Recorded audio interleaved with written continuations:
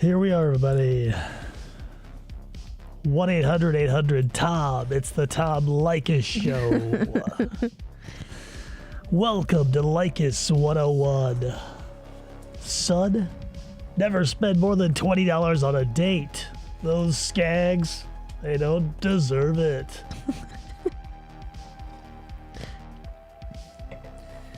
Oh, I miss the days when Tom Leykis was a thing. I don't know if he still is or not, but he's not to me anymore.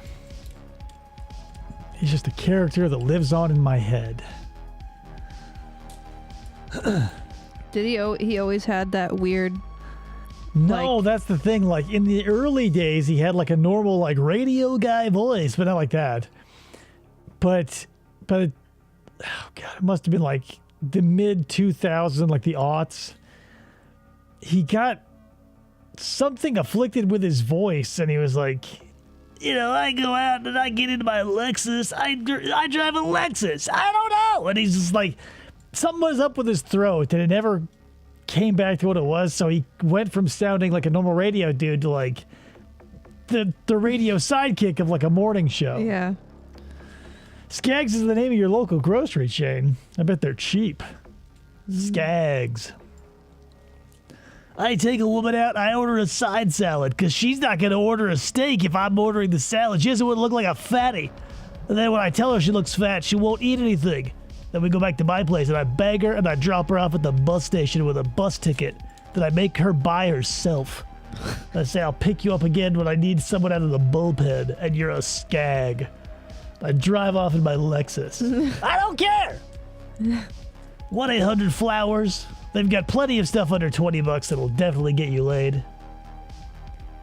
Tom Leykis. Blow me up, Tom.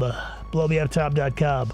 He had so many ways that he could take you out of his show. You can blow me up, Tom, and you go, boom, and you take me out gangster style, and you hear all this gunfire, and then at the end it goes, biatch. And you say, take me out fairy tale style, take me out nuclear style. He had so many ways, like, everybody who called in was his son, and they would basically either tell stories about how they banged a skag for less than $20, or, you know, trying to get advice on how to bang a skag for under $20.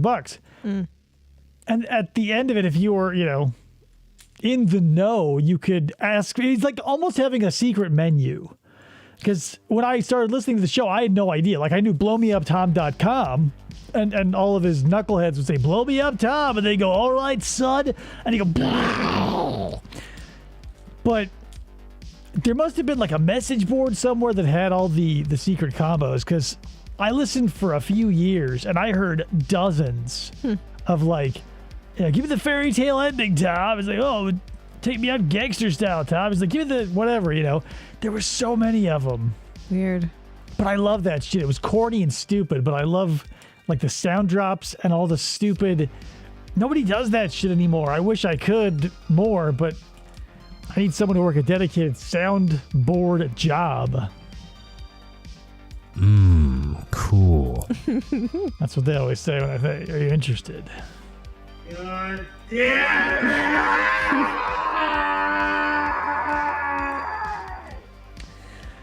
But that said, yeah, God, I was thinking about Tom Leykis earlier because oftentimes when I'm like, I don't know, away and I start thinking about the old days, and I'm always pulled back to terrestrial radio because I was always a day behind because even though it was on live when I was listening to it, I was always download the previous day's episode as a podcast. Oh. So I would listen to the Adam Carolla show, sometimes Frosty, Heidi, and Frank, even though, and Tom Leykis. And then when Danny Bonaducci split from the Adam Carolla show, I was like, okay, I'll listen to him for a little bit because like they paid him a bunch of money and they couldn't just drop him, but he and Adam weren't getting along, so they gave him like his own little hour talk show where he's just like, I went to the liquor store and I got a gallon of vodka and I passed out in the street and a hooker kicked me in the balls. And it was basically just an hour of that. Or like how Gretchen was leaving him or whatever. It was just like, but those were the days. Terrestrial radio that I was already the early adopter of. I was willing to wait a day to listen to it as a podcast. Yeah. Because I didn't have a radio. I was too far in the future. They're going to be talking about Paul Eastwood. Paul Eastwood. I don't know. This is probably going to be a faster than usual show because he's a dead fish. He's no Jim Rauch. He's no Jeff Sokol. He's mostly just like a soft-spoken potato who, like Kathrine, Reid, and Tom Nishke, just sort of guide through the corral like a cattle drive of like incredibly slow speed. But that's just how it's going to roll, so... Where was this? Fairfield. Where was Pompilio's? I think because Fairfield was the latter day. I think we're talking.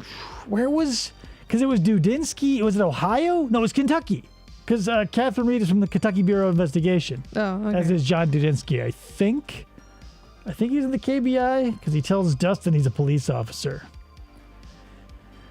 Good point, Gnomes. This is the only channel that has the balls to cover Wollengate and deliver you the unvarnished truth that his shoe never left his foot despite every nut job coming out of the woodwork to tell me otherwise. Including my own wife. I had to put tinfoil in her hat. Didn't help. His shoe never left the foot. I will dedicate a full 3-hour episode. I didn't say it left the foot. I said that his heel came out of his shoe and he was holding onto the shoe by his toes. That qualifies as the shoe coming out of, or the foot coming out of the shoe. No. If the heel comes out, that's the meat and potatoes of the foot. Yeah, but the shoe coming off would just mean that the shoe was literally off of his foot on the ground. We're not here to talk about semantics. His foot was pressed firmly and 100% on the floor of that RV, buttressed by the entirety of the sole of his shoe. No. His heel never left. It's not a magic Reebok. It didn't happen. I'm not going to live in revisionist history land with all you nut jobs who think that his heel is magically popping in and out of that shoe, even though there's footage, literal footage. You are in the minority in this. No, I'm in the majority. No. It's just the... Insanity Pepper agrees with me. The minority is just the most vocal is the problem. You guys just can't accept reality. And here we are living in a world where Maurice I thought the foot was the meat and the toes were the potatoes. If the toes stayed in equals no potatoes. No. The thing is, like, the meat and potatoes is the heel and, like, to the middle of the arch, unless you're flatfoot, but you know what I'm talking about. Like, from then on, your metatarsals are, like, the broccoli. Because here's the thing. You can lose the broccoli from a meal and still enjoy it, right? Because you go, okay, great. But let's say you lose the heel and that portion, the broccoli's going with it. So the meat and the potatoes is the heel. The broccoli and the vegetables and the steamed cabbage and all that other shit, Stuyven! The heel was there. It never left his foot. The shoe never left his foot, Stuyven. But yeah, that's the thing. You can lose the front of your foot and still, like, not need a prosthetic. Because the majority of it is going to be in the heel, not the ball. Typically, balls are very important. In this case, not so much. You can stand to lose a ball or two and not die. Or, have one of those carbon fiber legs that they put on space stations now. We need to make a poll in the YouTubes about this. No, because only the people who are the craziest will come out and it'll be a shit show. And then I'll have to... It'll be a shutout. For me. And then it'll be a multi-part series where I get, like, forensic analysts and I mortgage the house to get, like, expert witnesses and testimony, and then... Forensic podiatrist. Yeah, I'll get a forensic podiatrist and a forensic, Payless Cashways ex-employee. And, we'll go over it with a fine-tooth comb, and I'll be like Ewu or any of those other true crime shows. Are like, the footage you're about to see was analyzed by a clinical photologist, a forensic podologist, and all this other stupid shit. And then at the end of it, and all that millions of dollars spent in hours and days of my life, and then go, the foot never left the shoe, good night. And we'll pull the curtain down, and everybody will start to leave the theater. But there'll be like 10 or 15 assholes in the crowd be like, I still don't fucking buy it, which is a lie. You're a liar. Matt wants to interview the heel's ex-wife. Oh. Yeah. I don't know. She's been through so much already. I wouldn't want to put her through that. But let's go ahead and get the show started. You're listening to FFOP Radio. Reach the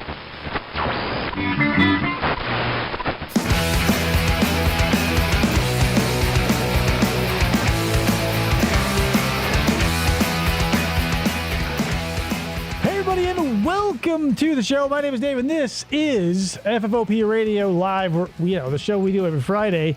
We're going to be doing some more sweet interrogation footage from, the lesser-known TCAP alum, and he's probably the only one of these, like the Three Stooges, I'll call them. We'll get to it in a second. Krista is here also. I'm here. The foot, Maurice Walden's foot. Dig up his corpse. He is still in that Reebok. It never left, or maybe it was a New Balance. I don't know. Moral of the story is never left. There was never a shoe. They never took his laces, and he had his belt the whole time also. And his sunglasses. Yeah, he never. You guys are living in the Mandela effect. Where like he walks out and picks up a pair of sunglasses and goes, "Oh, lucky day," and then his shoes fly off, and then he just has no problem for the rest of his life. And you guys are gaslighting me, and I don't appreciate it. It's a very dangerous thing to do to people, is gaslighting. Damn it, what was I going to say? Oh, yeah, so moral of the story is with, what's his nuts here, Paul Eastwood. He's one of the three knuckleheads who don't make it to camera that aren't Jim Rauch. Did he not make it to camera because he came and left before they did anything, or was he just boring? I don't know the story on these dudes because, honestly, I don't give a fuck. So it's Paul Eastwood, Michael Myers, who, if you are a true crime buff on YouTube and you watch the Stranger Stories episode on him, the dude misspeaks, and he says that Michael Myers was caught on an episode of To Catch a Murderer. Oh. But with a name like Michael Myers, how can you not? And then there's a guy named Tim Eskew, I think, or Tim something. He's a fucking dead fish. All these guys are dead fish. But at least Paul Eastwood is like hilariously ignorant to like a Jim Rauch degree, but he hasn't had like the 3 or 4 vodka tonics that would take to really shake a man of his girth. But we also have to take a little time out to check in with Deacon's Defense Minute here. So let's go ahead and check in with that. All right, very quickly here, we see a very interesting conversation between Theo Vaughn and Ellen DeGeneres, and they're disagreeing on something. So let's just check out how this goes. I mean, these people are very comedic. They're very good at what they do. So they're gonna have a discussion about. Okay, that's not. Oh, all right, that's. Oh, okay, all right, Ellen. You looks like you lost this conversation. Oh yeah, I love the Defense Minute. Oh yeah, he totally is oblivious to how creepy he is. But that's the problem with weirdos, right? Is like, self-awareness is at an all-time low with a lot of people, and with the To Catch a Predator alum, they run the gamut from like a little delusional, like the teacher who shows up in the Corvette who like admits he has a problem, to like, Rauch, who's like, after 3 hours of being interrogated, is like, yep, and I'll, put air in my tires and I'll roll on off home and pick up my order at Pompilio's on the way. Yeah, it's not going to happen, dude. But that's the thing about it. So with Paul, I don't know much about him before this footage. It really doesn't matter. I don't care. We're mostly just going over this tertiarily for Paul. What we want here is to focus on the skills of Kathrine Reid and Tom Nishke, who are the dream team duo that hit Rauch. And one day we'll do Rauch. One day. But that's 3 hours, and I want to do it all, and I just don't have the energy to do it. 3 hours? It's like 2 hours and 40 minutes or something. Ooh. It's a big chunky Doesn't whale he fall of a asleep carcass. for like... Yeah, so we would blast through the falling asleep parts, like when they leave to like check on his driver's license, if we could blow past that. But like, if you remember Dustin Mcphetridge and John Dudzinski, John is a competent dude who gives Kathrine the GTFO vibes immediately, and she fucks off after bringing in some trail mix for old Dusty. But Tom and her are such an incompetent like codependent pair. Thank you, Matt. They'll both just sit there and interrupt each other with these non sequiturs and this nonsense and just stupid shit. I mean, you've seen the Rauch stuff, but let's pop into it. This is Paul Eastwood. He is not going to make it to church tomorrow. Spoiler alert. Also, this is the first time I saw like a full view of Tom and Kathrine was this footage, because I'd never gotten past the part where Jim falls asleep, like in depth. So I never knew that Tom Nishke here just looks like a 12-year-old who grew up and found a man's body but kept the 12-year-old's head and like stole a mustache from a 16-year-old.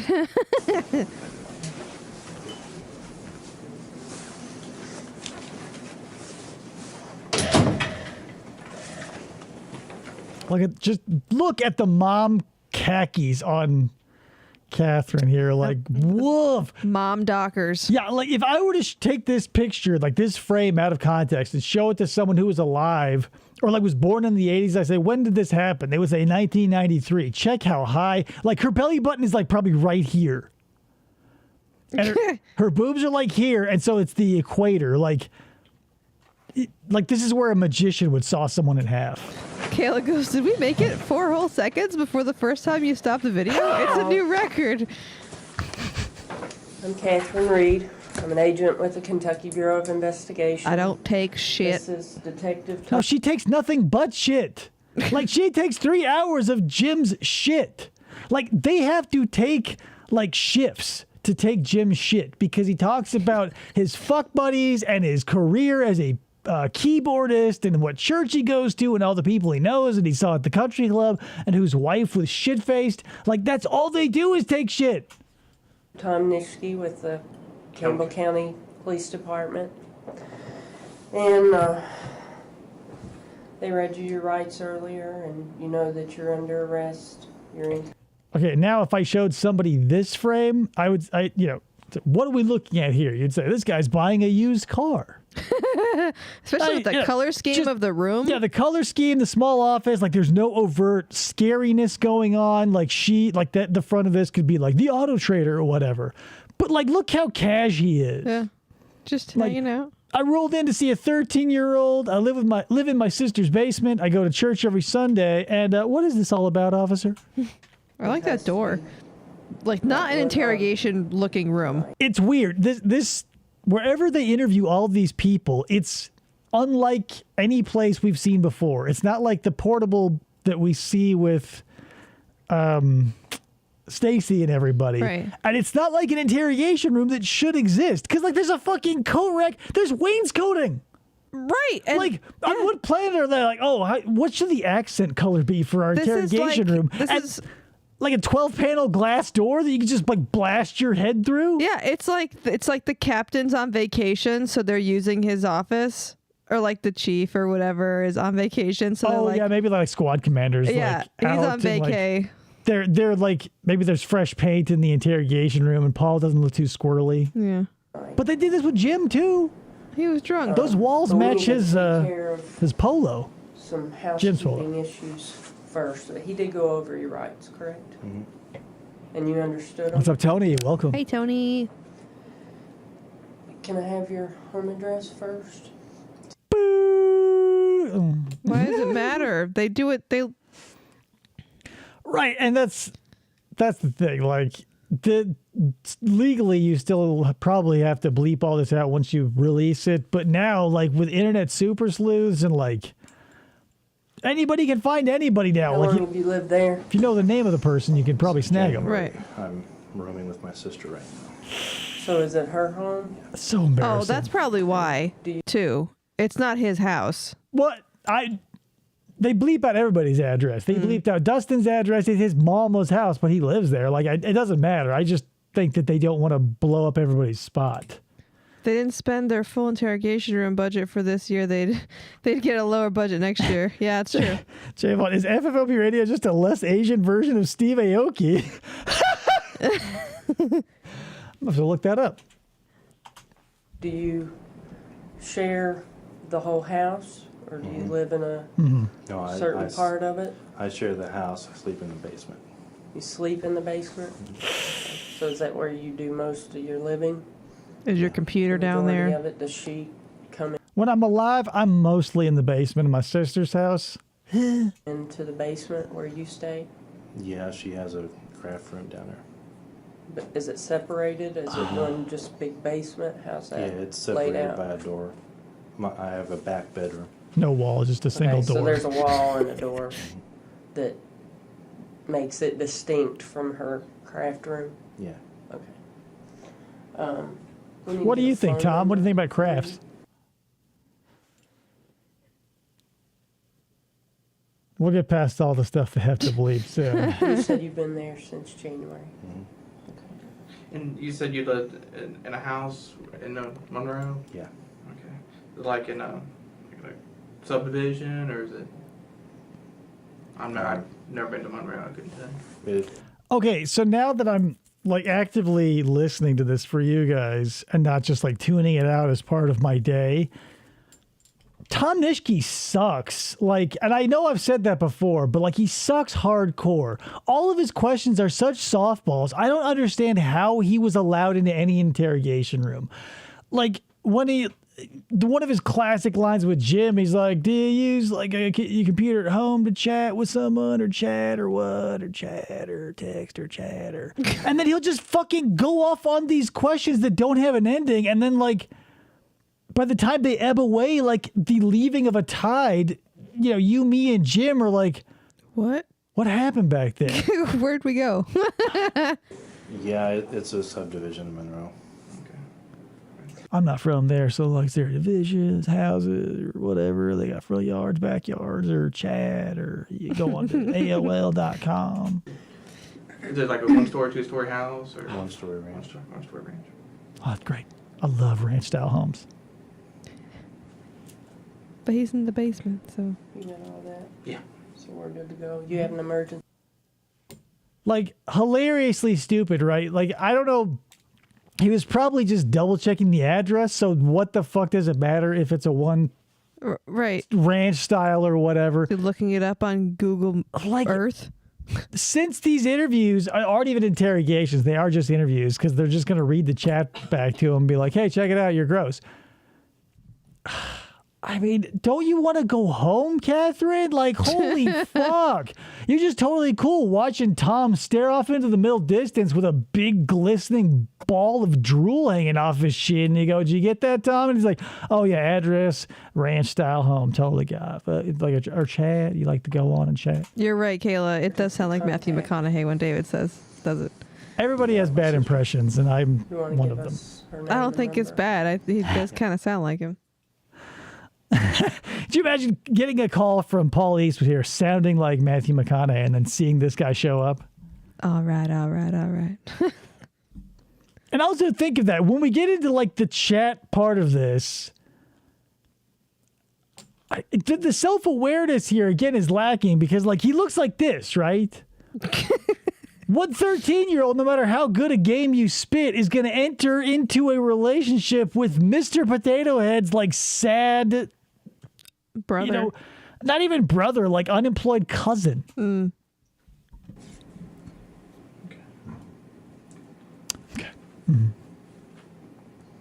So you no longer live at this Beep. Oh, God. driver's license? Not since the end of '05. Who cares?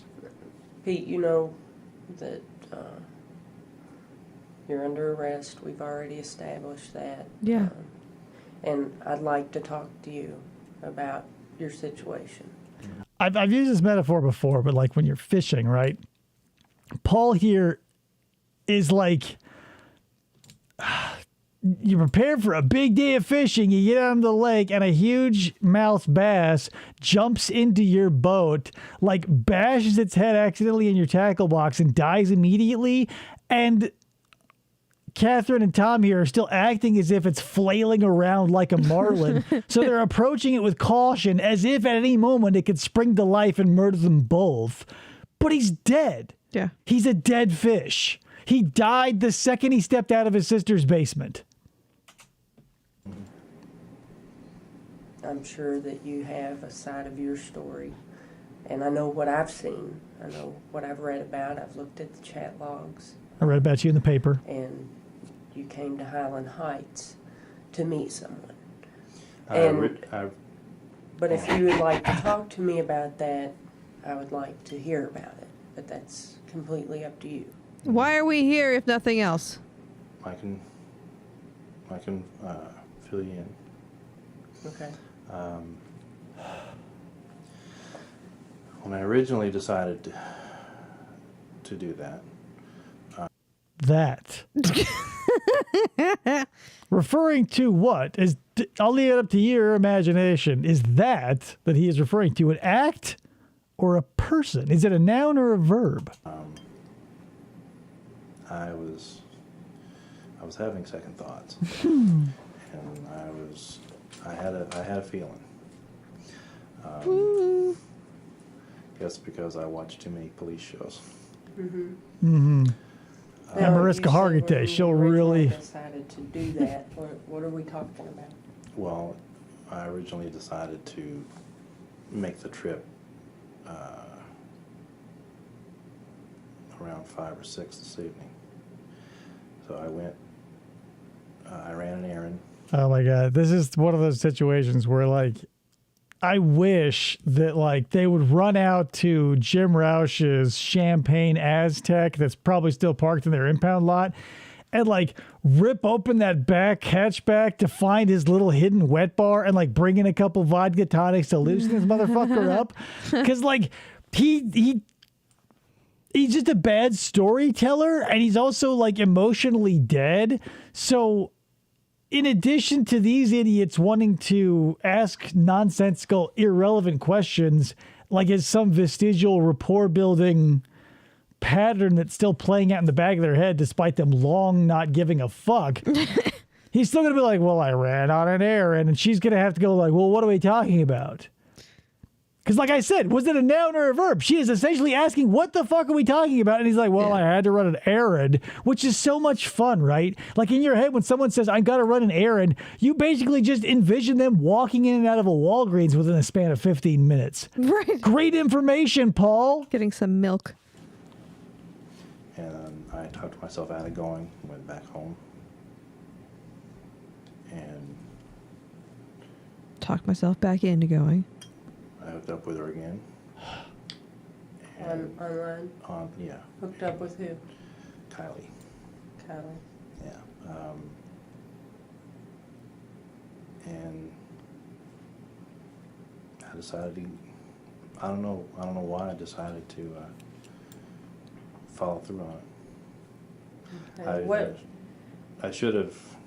So something annoys me about Paul a little bit because he has the same sort of facial tick that I do, because this eyebrow is constantly, I feel like it's my dead giveaway if someone tells me something that I don't like, or if I'm trying to keep my shit together, this eyebrow will pop up involuntarily. And I feel like Paul's got that going on in spades. And it's, I mean, to punctuate a moment of like, I get that. But he's just like, like he's got some, like toxoplasmosis is taking control of that side of his head. I've never done that before. You've never met anybody in a chat room? Well, I've met nobody women in chat rooms, but I have friends in the chat rooms who are my age or a little younger, but not that young. Not that young, being 13. Right. Or under Spock eyebrow. 20. But they're all friends. I can't do that. Kept it. And it's always the left one. Like, I can't stop it. Like, if I proactively do the right one, it doesn't go so well. It's just an involuntary response. All I've done is talk to them. I've exchanged, with a few of them, I've exchanged phone numbers.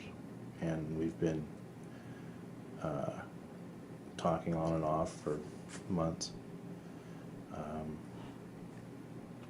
Like, just think about this for a second. Like, when he's not, according to him, going after the 13-year-old for the one and only time, like, who do you think is in Paul's little black book, right?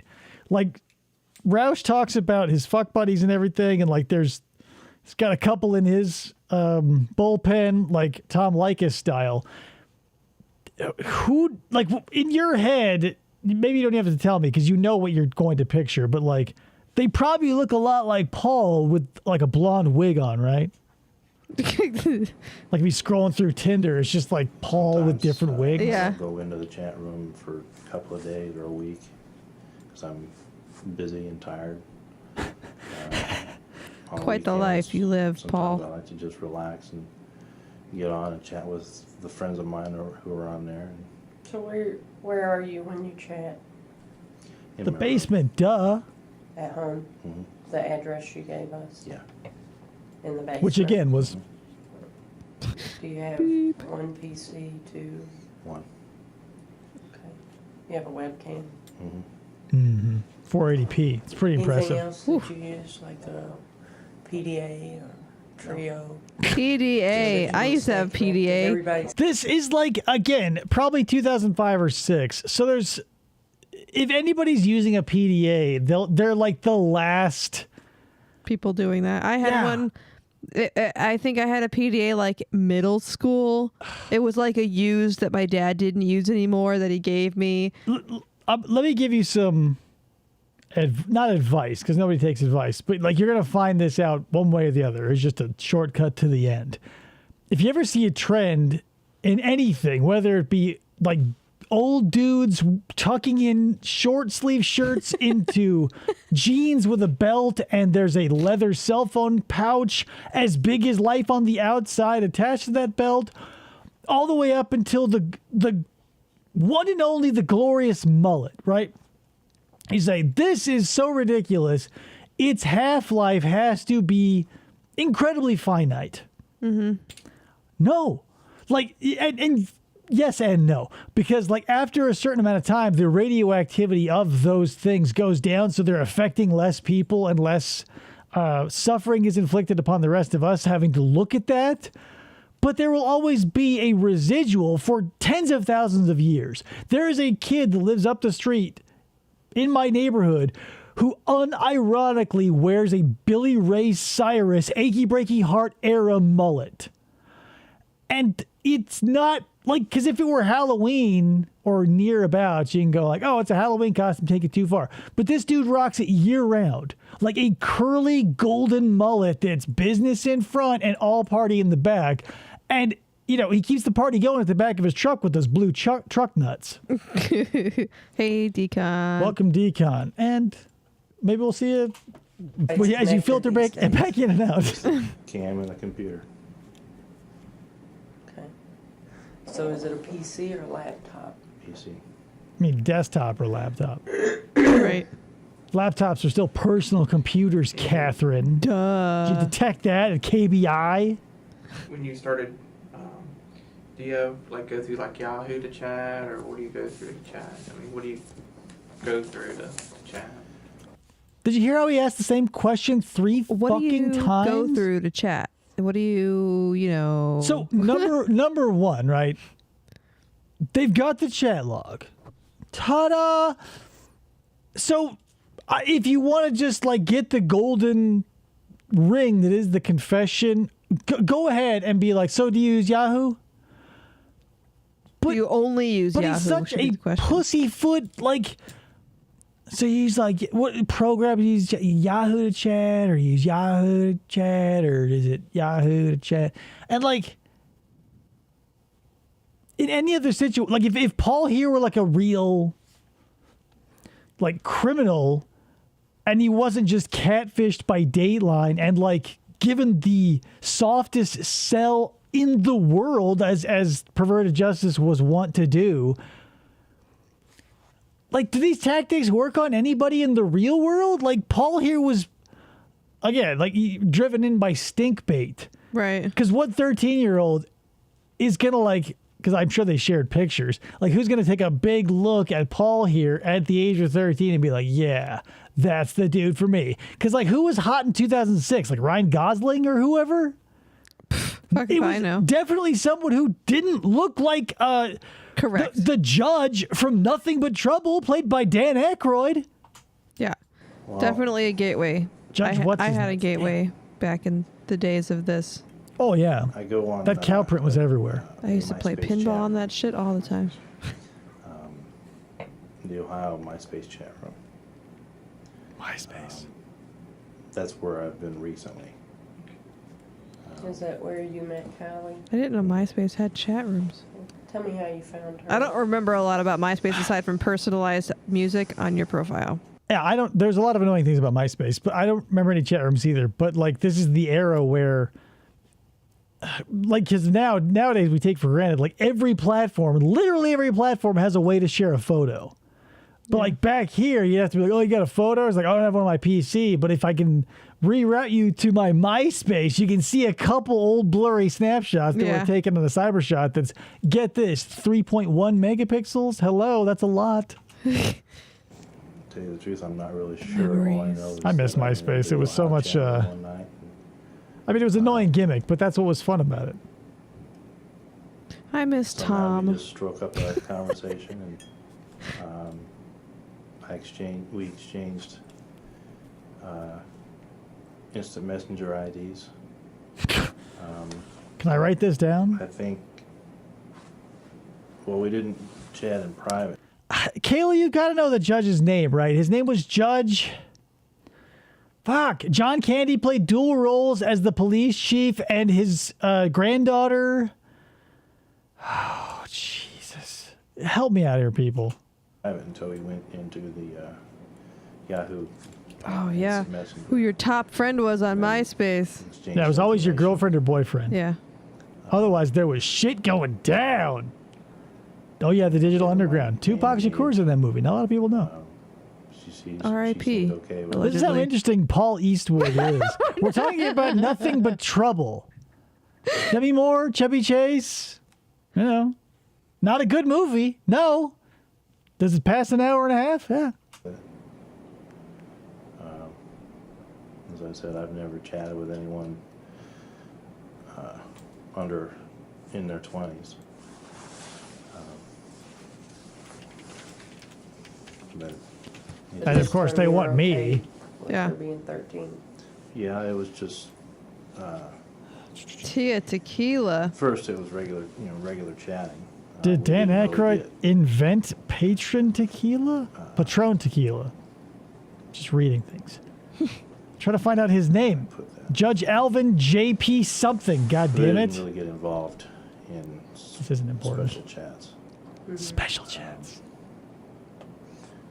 She mentioned that she was with a boy 2 years older than she was, and told me how that went. You asked her how that went. Mhm. The 15-year-old versus how old is Off he? the top of my head, I don't know 47? the specifics. All I know is, I'm just taking a asked guess. her how it went and how she liked it, and Judging by his hair. what all they did together. And, The problem with the way Paul looks, right, is like he's that certain type of gross where with the flip of a coin, like if you met him or whatever, and he was like, I'm 27, you go, oh my God, what the fuck is wrong with, like, what happened?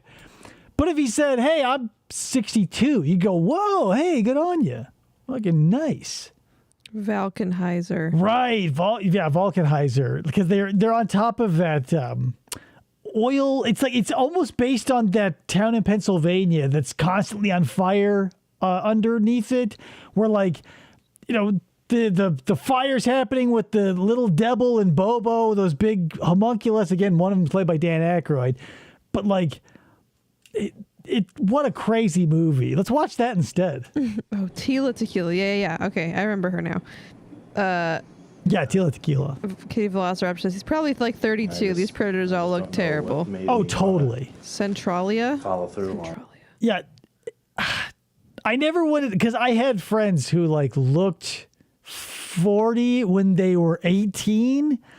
And I'm glad that, like, I probably look like shit now and no one bothers to tell me. But I got to live in a space where, like, I was still getting carded into my mid 30s. And that felt okay. I'm sure nobody has ever asked for Paul's ID for No. anything. No, probably not. Like, this motherfucker at 12, he was like, I would like to see Terminator 2. And they're like, yeah, great. You're 32. here's your ticket, Mister. And he's like, 14. Gross. As I said, Matt hates his jacket. Left the house once. And His jacket changed is my awful, mind. right? It's that stripe that's so annoying. Yeah. And the collar. Okay, really quick. The let's fact break. that the zipper doesn't go all the way down.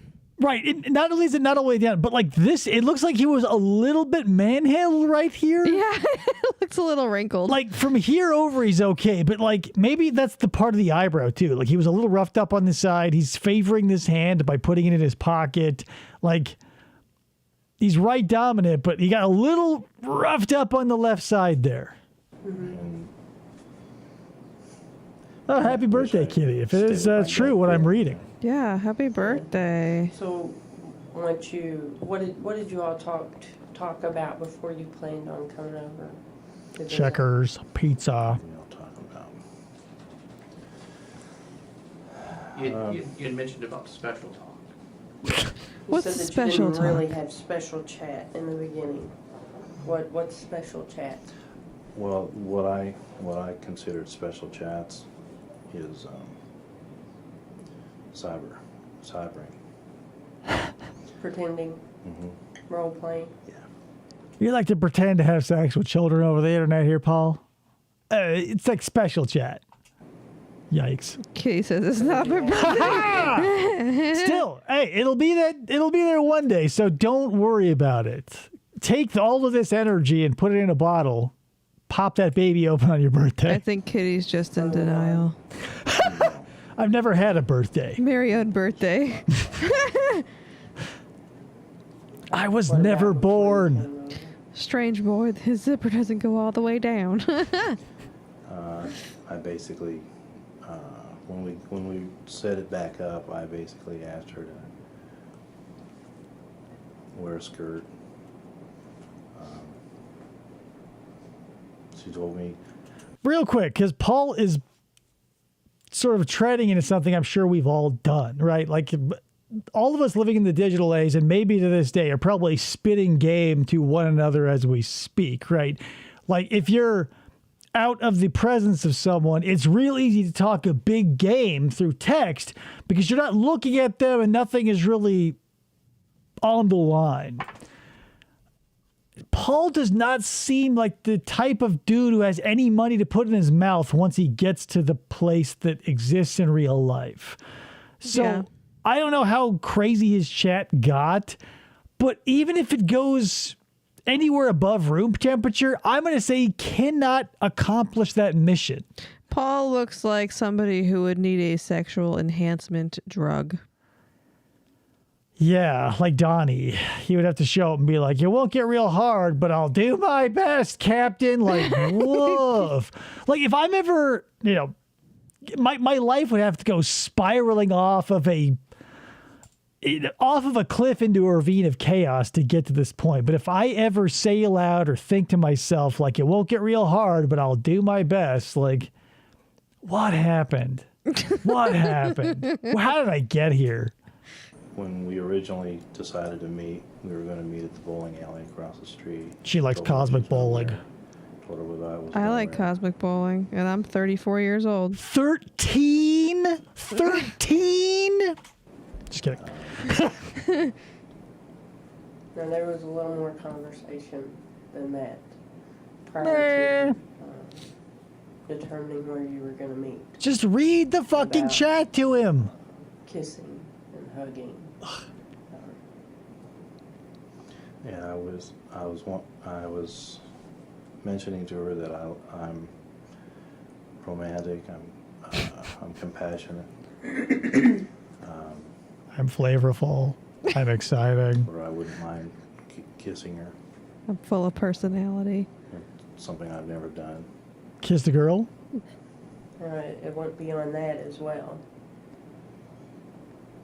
Yeah. Yeah. I don't remember what I want to said, fix her to tell you the hair truth. so bad. Did you chat a lot? Get it out of Do her I chat a collar. lot? Yeah, with women my own age or in the neighborhood. So. A you have no a lot of good guilty cyber mumbler. chat where you role play and you talk about sex. Yeah, with women over 25. Well, she's Well, let's 13. talk about specifically what you said. Here's a fucking folder. Let's get into it, bitch. Come on. We just need some clarification. Shut up, Tom. That's all we're looking for and I think you're being honest with us, and that's all we're looking for. Trying to be. And You have feelings, and those feelings they come up and they get into your heart. And I'm not trying to put words in your mouth here, Jim. Shut the fuck up, Tom. Like, Jesus Christ. Like, if Tom, he needs to be trained better. He's just a bad cop. He needs to be the shut up cop. Like, if you've got Kathrine here, you need Tom to sit there and know what questions to ask and when, because that's an effective team. And it takes a maybe not even a very intuitive person, but it takes a modicum of intuition to realize that when you get into any room, read the situation, see that Kathrine has put on the big boy pants and she's got a bulge in the front, so she's taking the lead. Paul is a dead fish, so hang back, shut the fuck up, and if something bears clarifying, or if you think he's trying to wiggle out of something, come in to be that extra muscle. Right. But, I mean, in a perfect world. But Tom is this sort of dude who is, like, he would be susceptible to the Reid technique, I think. Like, he's so uncomfortable in silence that he can't even shut the fuck up. Yeah. Like, I would love to be in a situation like this where I would get to play with these techniques and sort of live in that silence and see what you can draw out of Paul, because even though it would take 17 or 18 minutes, in between those 4-minute chunks of silence, he would probably have those rusty little gears in his head spinning as fast as they can, which isn't very, but it would get more out of him. Instead of being like, oh, let me ask you this 4 or 5 fucking times. And P.S., who cares? It doesn't matter. And we probably already have that. Yeah, Joe's like, did this dude take a Xanax before the interrogation? He's Bizarro World Jim Rauch, but only in personality. The body type is there. He's got a little less hair, but like, pop his head off and put Jim's head on it, and it's the same thing, except one, the dial's at a 1, and with Jim, it's like at 11. I just want to understand, where we were going with this. I don't. And if you can explain it for me. Kathrine, you're at a bureau of which part of the title involves investigation. If Paul here has to teach you the mechanics of sex, I mean, of course, because Paul's an idiot. He doesn't understand, like, huh? But anyone, and of course, without any pressure, be like, you need me to tell you how sex works, Kathrine? Hello? Like, ask Tom here. He's probably had sex at least once. He's got a mustache, for God's sake. It makes things, I'm cool with it. He's cool with it. We're all cool with it.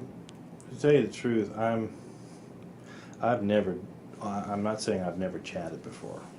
That's a given. But as I said, I've never. I'm sorry to do this so often, and I told myself I wouldn't, and I'm sorry.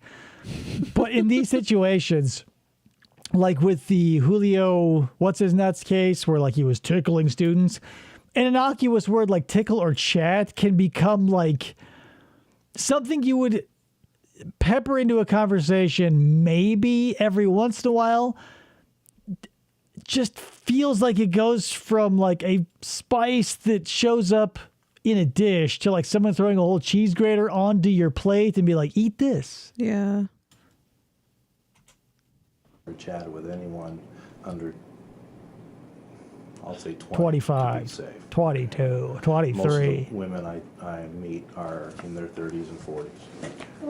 And it's just, fun chat. You think that was a one-cheek sneak from Kathrine? Let's talk about this real quick. what screen name do you go by? That chair looks like Yahoo? What's a your restaurant chair. MySpace. Both. MySpace is Paul. Paul. Yeah, that's what my.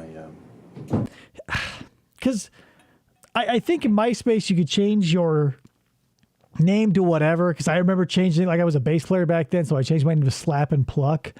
So maybe that's not a stupid question, but today with Facebook, like 10 times out of 10, it's your name. And the only reason you would ask them is like if you did the research and you saw that they had a fake name. Right. Like my name on Facebook is not my name. I think it's funnier to have the name I have on Facebook.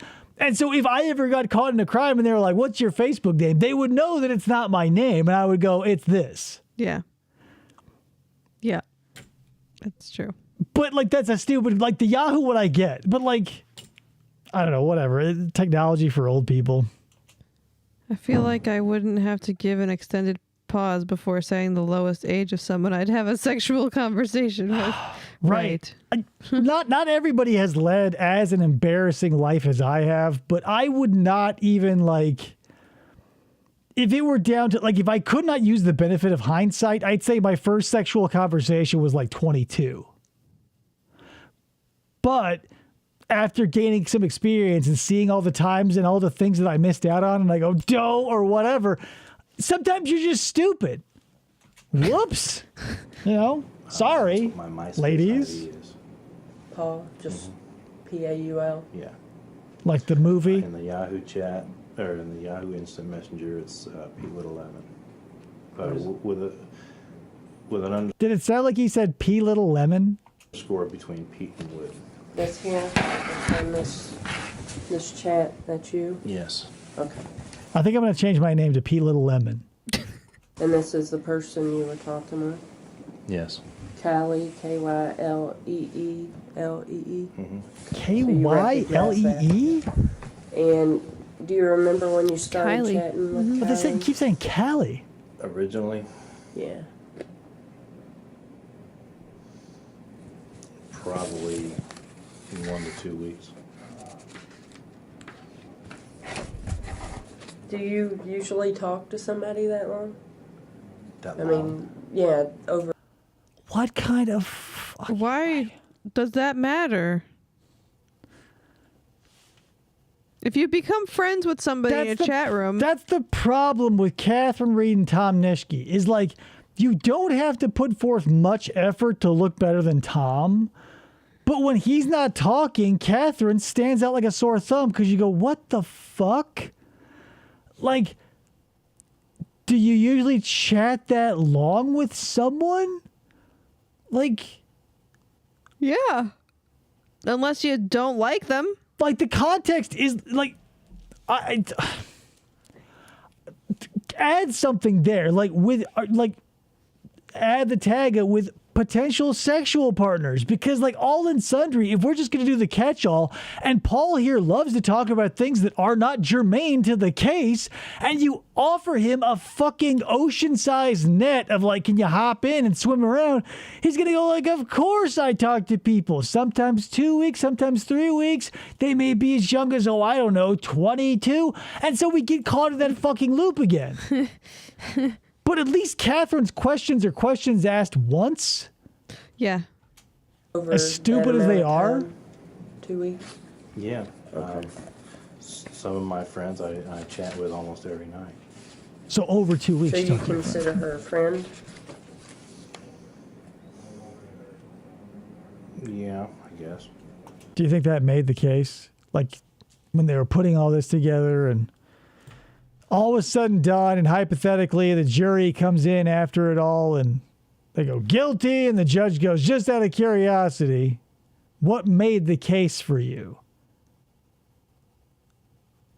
You know, he said They were friends, they were friends. I guess. So you qualified as a friend, and they go, that was the linchpin. Thank you, Kathrine Reid. You are an asset, nay, a treasure to the Kentucky Bureau of Investigation. Asking hard-hitting questions like that? Are you kidding me?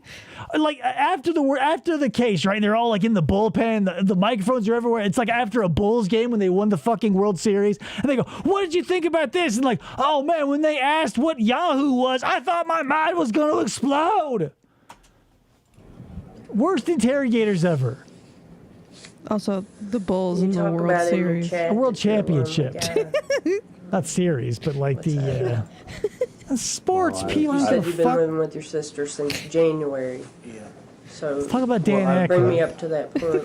Okay, I was married in '01. Married for 4 years. We separated. She moved back in with her family. I moved To my sister's basement. Westchester. Westchester. And then I lived there for a year. And then January of this year, I moved in with my sister. Not for nothing, but like a lot of, if you don't have access to like people on the skids, these are invaluable pieces of footage because you could look at, I'm not one to like, denigrate, but there will always be a contrast of people out there to really illustrate how good you have it, like unequivocally. And like Paul here, who looks 47, life on the rocks, living in his sister's basement. Like I worked in the trades, so I worked with a dude who lived in the back of his buddy's boat shop. And like the things that people do to get by and like the hardships that people have to endure because of bad decisions, more or less, or sometimes the hand of fate rolls them a bad, crapshoot or whatever. It's because I go, oh my God, I can't imagine like going from where I am now, like a homeowner and a normal human being, to like living in the basement of a family member's house, like as an adult. Yeah. Like not like, the people who don't have a choice, like, the market goes bust or whatever, and you have to do what you have to do. But like Paul does, this isn't the depression. Like a divorce should not rock you to your very core where you're having to live on your parents, or not your parents, but your sister's couch. Like you just moved out of your parents' house. Right. Yeah. Something deeper is going on with Paul, because nobody goes like, all right, we're getting a divorce and I'm a fully functional member of society, to like a basement dwelling boglum. Well, I wonder if he has a job. My wife and I. Yeah, he does. Because he were can't make very that or close church. For 2 of the 4 years. And we started drifting apart, and we're still friends, but we decided to separate. I'm in the middle of a divorce. I'm in the middle of filing for divorce. You filed? Yeah. I'm going to file. I've Told her got the paperwork. GTFO, or I You're will. Separated, actually. We've been separated a little over a year. But we're still friends. We still see each other. Sounds like you're in between relationships. Basically. That's what it sounds like, But Kathrine? specifically, you. Whoa! Stand back, Tom. Your role as Watson is not needed. You can leave. Yeah. You won't have to jog Kathrine's memory about anything. She's got all the bases covered. She has been able to ascertain that Paul is, in fact, between relationships, going from a divorce to a possible 13-year-old. Do you think she has a gold star hanging up in, like, the KBI Hall of fucking Fame? Yeah, she was Employee of the Month more than once. It's like in The Simpsons where they pull the curtain and it's like Smithers Yeah. forever. It's just Kathrine. Yep. One little tiny thing of Tom. You He's not even part of the KBI. Kylie about. That's how good he is. And you say special chat with you here on the phone while we're both on. Here's the thing. All these people have different vernacular, and it's always crazy to me. Because, again, I'm going to tie this into lolcows because it comes up so much. It's the same concept, flavored different ways. So, special chat versus cyber versus sexting versus whatever. It's all the same thing. It's just hilarious when someone has a stupid, like, term for it. So, like, in the lolcow community, you can have trolls or haters or this, that, or the other. But like the most absurd is DSP's term, which is detractors. He's the type of dude with that fucking like shit smear goatee, like he just got done eating an asshole, where like he somewhere or somehow heard the term detractors and was like, whoa, that's more than 2 syllables. I like sounding smart. And so instead of saying trolls or haters or whatever, he can say detractors. That's a detractor statement. Instead of saying ban the trolls, he's oh, this is detractors. It's a detractor. But again, like chat or tickle, it becomes absurd because it may sound smart once or twice because detractor is. It's a word you don't hear often. Right. But if you drop it all the time, you sound like a fucking clown. Yeah, it just sounds weird. Special chat I'd love us to make sounds each other very feel good strange 'cause to I'm me. lonely. That special chat is like something that Obfuscative words I get because you want to have plausible deniability, but when the words you choose are like preschool themed, yeah, it's like it's I don't know. All I can think of is like detractor. I thought that was a roller skate. I'm like, the skate. oh, All right. Detractor. I feel like special chat is when you're trying to explain to your toddler like Right, a like talk that like mom and dad are having that's like or like if you had like if someone put a gun to your head and like explain sexting or cyber sex to your child. Yeah. Like that's what you would say special chat where a mommy and daddy talk about their desires or right, but, whatever. like, I don't know. It's a fine line to walk because you can. I don't know. I think most people walk the line on the side of like being ultra filthy in their dirty talk because I would rather have no bones about the conversation, right? Like use very explicit and graphic words in what I'm saying versus like the obfuscative like special chat or happy time or whatever because it just feels like you're easing a child into something that they should not be in. Yes. And yes, the typing square is a special chat, Kayla. Oh yeah, this is special chat. It's a special typing square chat. Yeah, what we have is special chat. What Paul has is filthy and disgusting. And it's full of crabs. Where were you going with Well, that? basically a romantic chat. Oh, romantic chat. Do you recall having this conversation? Romancing the teen. Not word for word, but yes.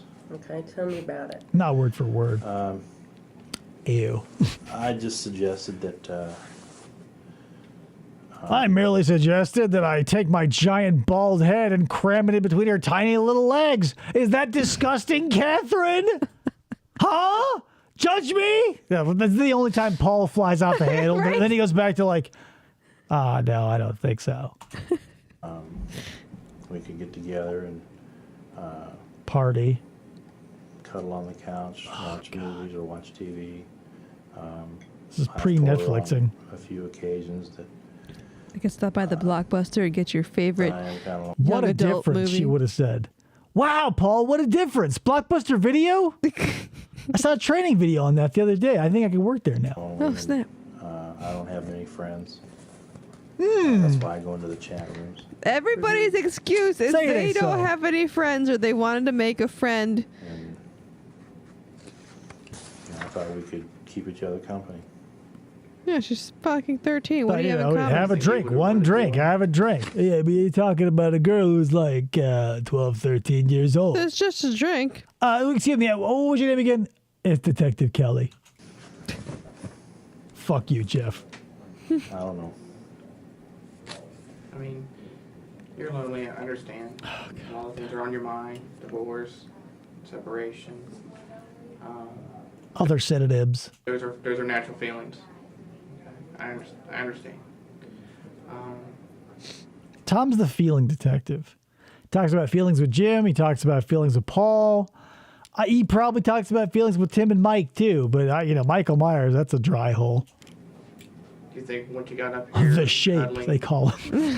and being together, watching movies, do you think there could have been a point where possibly it could have went further?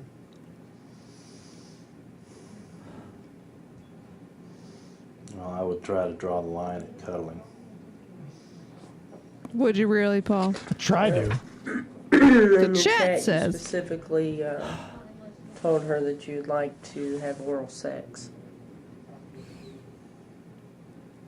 That's a little more than cuddling, Paul. Okay, so that's another thing that I think.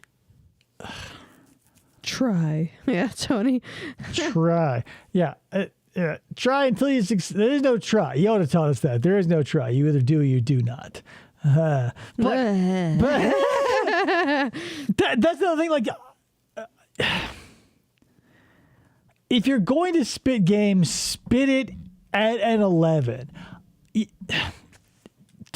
To go from, I don't know, it's just so weird. Because the term oral sex, like that term just feels like that would be something you learn.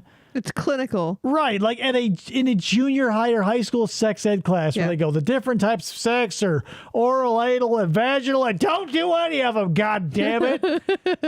But when you're saying or typing the term oral sex to someone, they both have colloquial terms that are way more attractive, right? Yeah. Like, I wouldn't never, like if I was spitting game, I would not use medical terms like vagina, oral sex, or any of the like ways that a pathologist could describe what happened to a body after the fact. You know what I mean?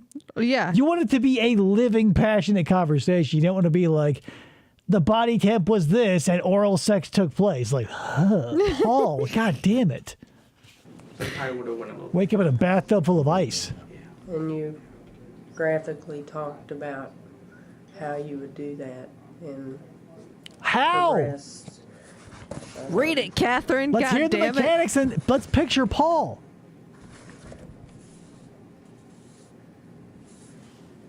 You talked about staying the night. You talked about her staying alive. You like the Bee Gees, Paul? Being sexy in her nightgown. That fucking Paw Patrol onesie was ultra hot, you said. You fucking... You'd be rubbing her thighs, massaging and kissing Stay her tonight, breasts. tomorrow, and tomorrow night. And then you talked to her about if she'd ever gone down on a guy, the guy that she had been with. Derek. And then you talk about that this aroused you, that you were ready. I am ready for oral sex. I'm aroused. I'm Paul Eastwood. I want to stick my penis in your mouth. I'd love to call you, but my sister is in the craft room, and I don't want her eavesdropping on our titillating conversations. She's using her cricket. I'm Paul Eastwood. From the conversation. She has a pneumatic glue gun. Did expect to have something happen when you went to the house? Take it or leave it. Yeah, but I don't know what would have happened. I would have just played it by ear. But your intention... Paul, again, it's sickening to say this, but Paul comes across as probably a dude like me where you could walk into a situation where it's 100% guaranteed and still fuck it up. So... but there's no like legal gray area to be like, Your Honor, his skills were so dilapidated that human coupling was simply not an option.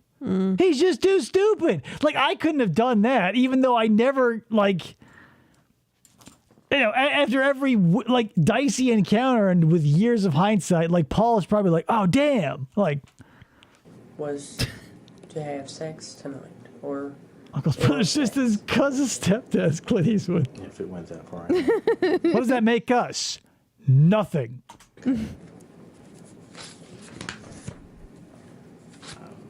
Lone Star, right? Did you bring anything with you? Anything special with you? I still got you, Matt. Or, anything with you tonight? No. Just that bag of pop. Okay, bag of pop. Bag of pots? Was that for Pop. Oh. This Soda. is Just the- say soda, This is the goddammit. other side of the Mississippi. They say pop. And it's north of the Mason-Dixon, so they don't say Coke. you? Did Jesus you Christ. mention you need to bring that, or? No, it was for me. Okay. I was So going were to you drink gonna all the say soda no? myself. Yeah, I brought myself a 2-liter Mountain Dew, and I was going to slam that shit before I rocked that 13-year-old's world with the slowest, most, like, mayonnaise-slathered white bread sex she's ever seen. Best cuddling ever. No, it wasn't. I'm a cuddle monster. No, I had made my mind up to not stay the night. Okay. Or tomorrow. What made you change your mind about that. In the chat, you indicated that you would spend the night. Church. I forgot my duffel bag. I was thinking about it coming down here, and I'm involved. I'm actively involved in my church, and I have I'm actually going to a new church because I'm not happy with my old one. obligations. He to has them. a bag of pop. It doesn't come in bottles or cans. It comes in bags like So that would've made Canadian the milk. difference. You could- Yeah, could you imagine like throwing a like a bindle of like Orange Crush over your back? Much more hilarious world. A lot stickier because what a pain in the ass if everything that was sticky came in bags like soda. But funnier. Yeah, they got bags Could've of came down wine. here and had They're in sex a with her, box, it's but there's a something bag you in didn't there. stay the night. Right, and that's it. Paul's so boring, so it doesn't fucking matter. But like back in the old days when, you know, parties would happen or holidays would happen and bags of wine or boxes of wine, I should say, would show up places. Yeah. And, you know, everyone would leave and there'd be 2 or 3 boxes. After the wine was sucked dry, we would open the boxes and pull the bags out and blow them up. Mm-hmm. Why? I don't know. There was That's a good story. You should publish it. Well, I don't know why. And it's just one of those things where, like, maybe because we did it because we were, you know, under the umbrella of like we were poor, so we always just tore everything apart to like get at the base pieces to see what we could do with it. But like, who else was doing that shit? Like everything that came through our house that was left or had any component, like I tore apart boxes of wine, radios, cassette players, TVs, and VCRs. Sometimes you just go to a garage sale and tear something apart because that's all we had. When you're poor, you go find something, you rip it down to its base component, see what you can do, and then you're left with like a bag of wine that is just air. Still get kind of a little buzz off of it. What's up, Allison Marie Armstrong? Welcome to the show. hey. It was okay. But yeah, I have no idea why I Well, told the wasn't- story. You know, I wasn't Sorry. planning to spend the night because I had plans for tomorrow. Anyway, Church. I wonder what Go to religion he church. is. Slap the bag before you drink it? Is that a real tip? Because, I mean, I'll never probably drink a bag of wine again because I got the brew closet. But if I go to a party, I might slap a bag or two.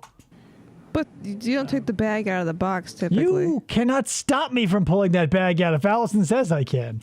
Slap it like an ass. Was there any? Is that a normal thing? Like, Always you're was in when any I was child young. life and you said nobody You never been to a responded? party and people make you If slap there the was bag? ever like No. that, would there?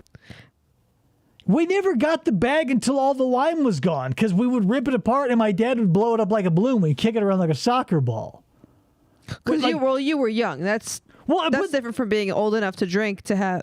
But even if I were old enough to drink, I would not remove the bag from the box because the box holds the bag in such a way that the wine can come out. Well, you see, when you're an of-age drinker and you have box wine, you can take the bag out and carry the bag around and Right, drink but from here, the bag. I'm not. That's the thing. I'm not looking at it through the lens of like a day drinker who's trying to sneak like a gallon of wine into a movie. It's, you know, to me, the box of wine always came out at holidays. It wasn't something you know, subterfuged into a screening Stick of it in Doom your purse. or whatever. Yeah. I've never slapped the bag, though, from all the wine boxes that I've had. Hey, if it does something, you know, I'll listen. Yeah. But I don't imagine it would, right? It's already done. It's fermented. It's stabilized. Unless it's just for like a morale booster for yours truly. There's just that one dude at the party who's walking around with the bag of wine above his head, telling people to slap it. Maybe my friends are just weird. Yeah, this is one of those situations where like you go, didn't everybody, because I've been in this situation, Allison. I feel for you really hard right now. Because fucking 9 times out of 10 when I tell a story and I'm like, don't you remember when? And everybody goes like, what? You're a fucking weirdo. That's you right now, and I'm sorry. I'm sorry for that, Allison. That's you right now. That's you. You're a weirdo. Around the age of 13. You're one of those 14, weirdos. On there that you chatted with, that somebody looked at it. there's a few around 15. Okay. And have you ever tried to meet them? No. A few around 15. Usually 22 at least, but there's a couple 15-year-olds. He started off at 25. Yeah. And it went lower. Again, like, not this needs to be brought up, but like, if you're new to this genre, and welcome to it, imagine yourself divorced of any sexual connotation, having any conversation with a 13-year-old, trying to get any information out of them or an exchange of any meaningful anything. No, because no 13-year-old girl wants anything to do with an adult. I mean, even beyond that, even if you are because I remember the conversations I had as a 13-year-old, they were completely inconsequential. Like, even as I was having them, I was like, bleh. But then as an adult interacting on that level, how many filters do you have to add or remove to make that palatable? Like a lot or a little? I don't know. Just normal stuff, sports, school, activities. If you have to ask your possible sexual partner that you may have about school and you are not in school, there's some issues there. Yeah, but that goes without saying. Like, there's no right way to gather information on someone under a certain age, because it's all just going to seem like red flag after red flag. Because it's something that seems normal between two of-age consenting, cisgender, non-related, alive consenting adults is one thing.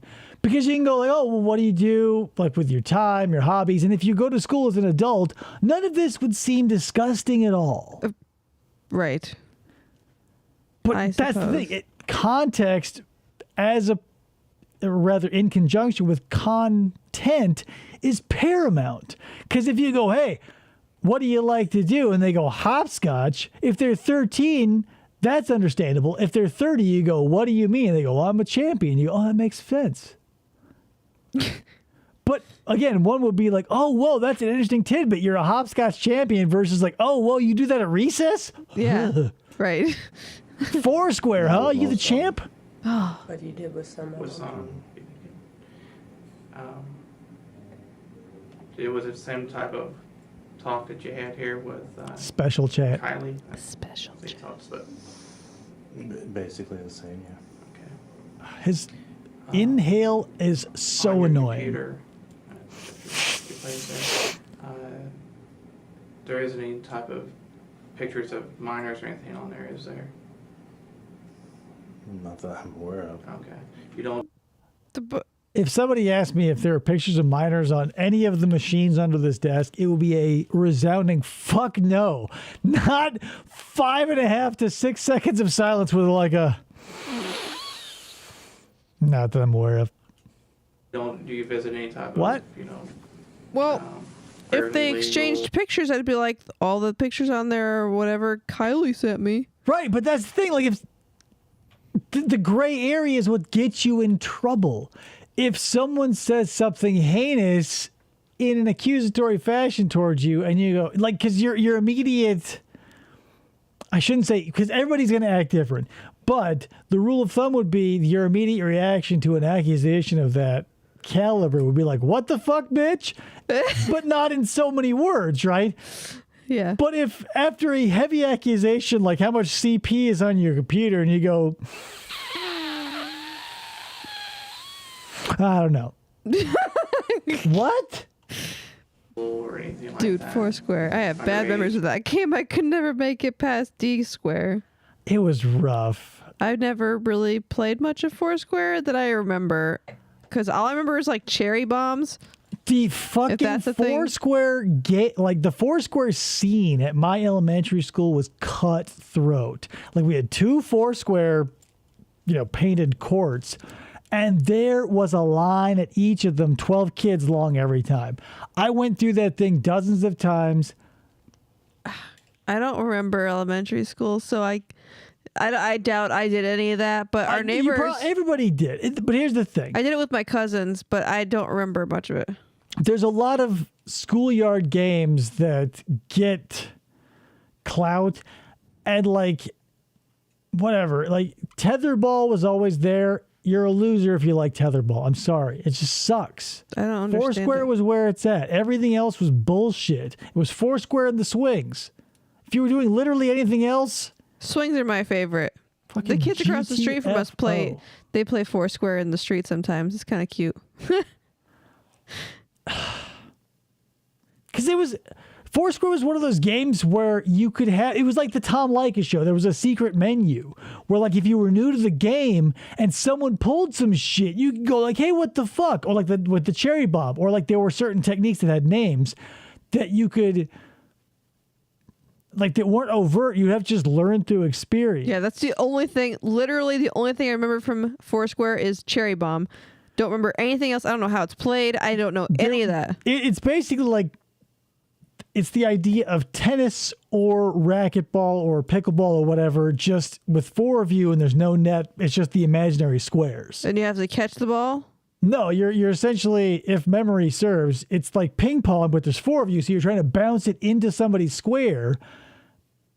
Like ping pong, you're trying to get it so that they can't return the serve to anybody else in the square. Ah. So that's where the cherry bombs or the speed balls or the whatever comes in. You're trying to fuck somebody over, but instead of two people, it's four. So it's a, Foursquare is people. You're Look in it a up. square. Wikipedia. Any type of websites or anything like that that you're aware of? No. Okay, so Any nothing type of like that websites? Been on Yahoo, Paul? Would be on there.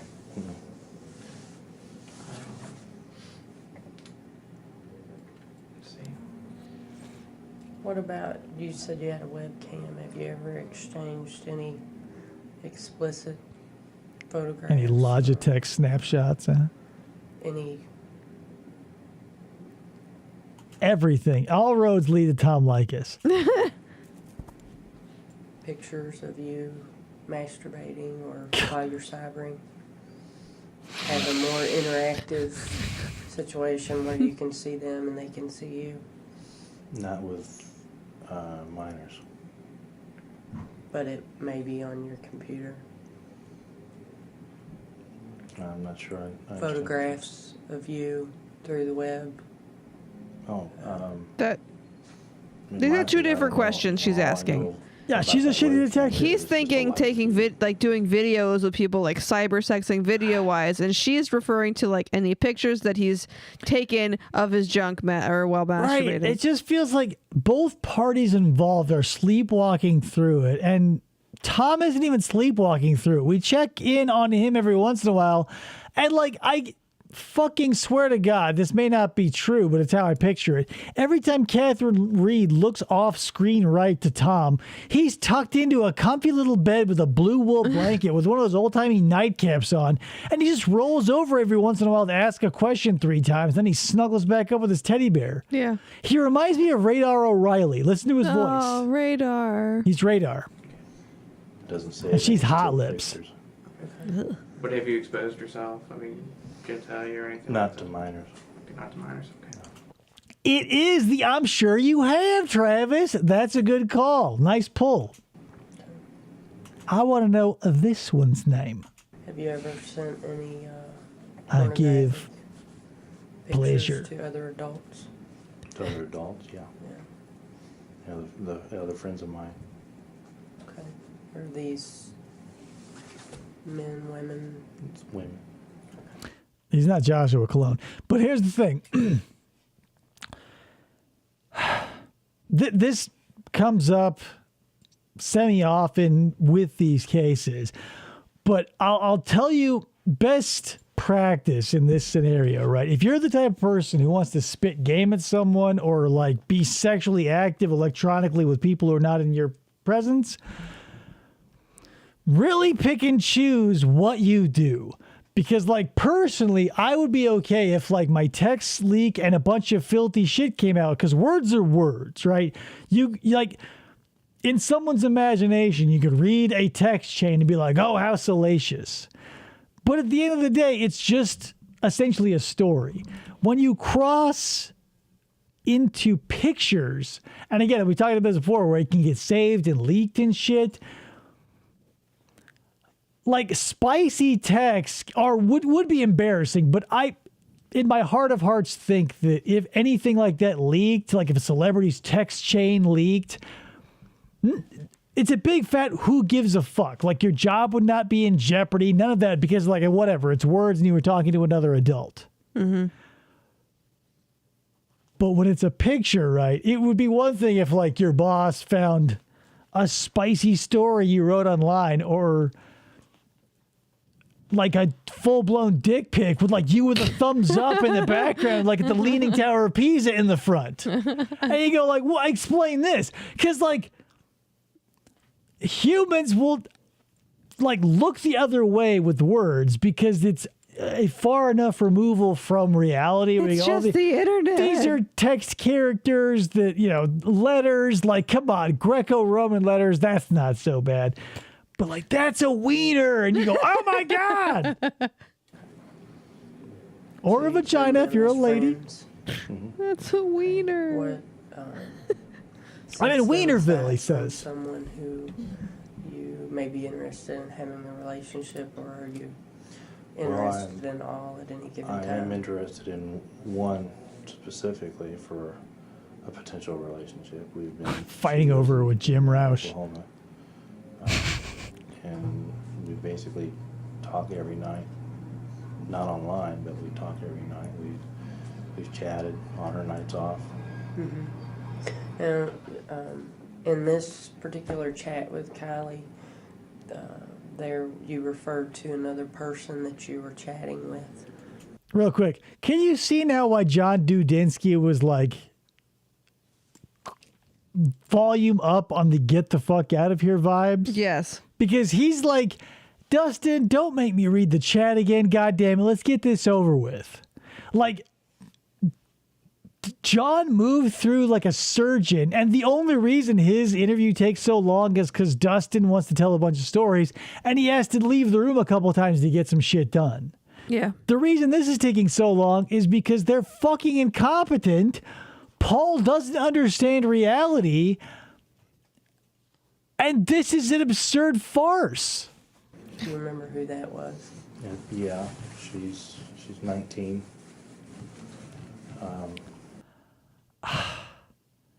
He's talking to...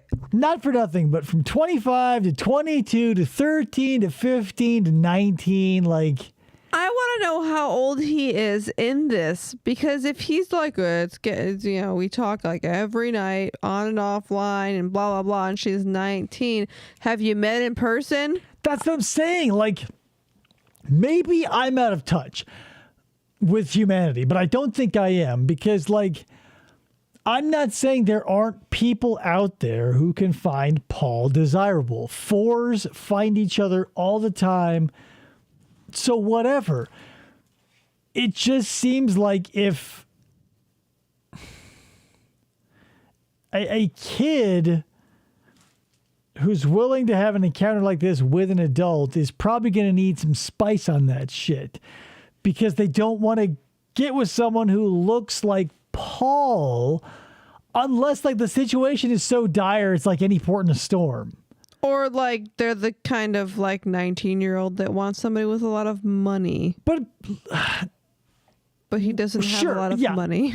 If Paul was like pulled up in a Lambo, I could see like a 19-year-old being like, oh, Paul, you're so great. Mm-hmm. But when he shows up in like a Kia Rio and he's like, I've got church in the morning, I can't stay the night, like, who does this appeal to? Anybody? Her name is Pretty kitty. Brenda. Is that her screen name, or is that her name that she's Well, I given believe you? it's her name, because she also uses it as her screen name. Just Brenda? Mm-hmm. No numbers? Or... Brenda! No. Brenda! You were talking about? She's 19. Her name's Brenda.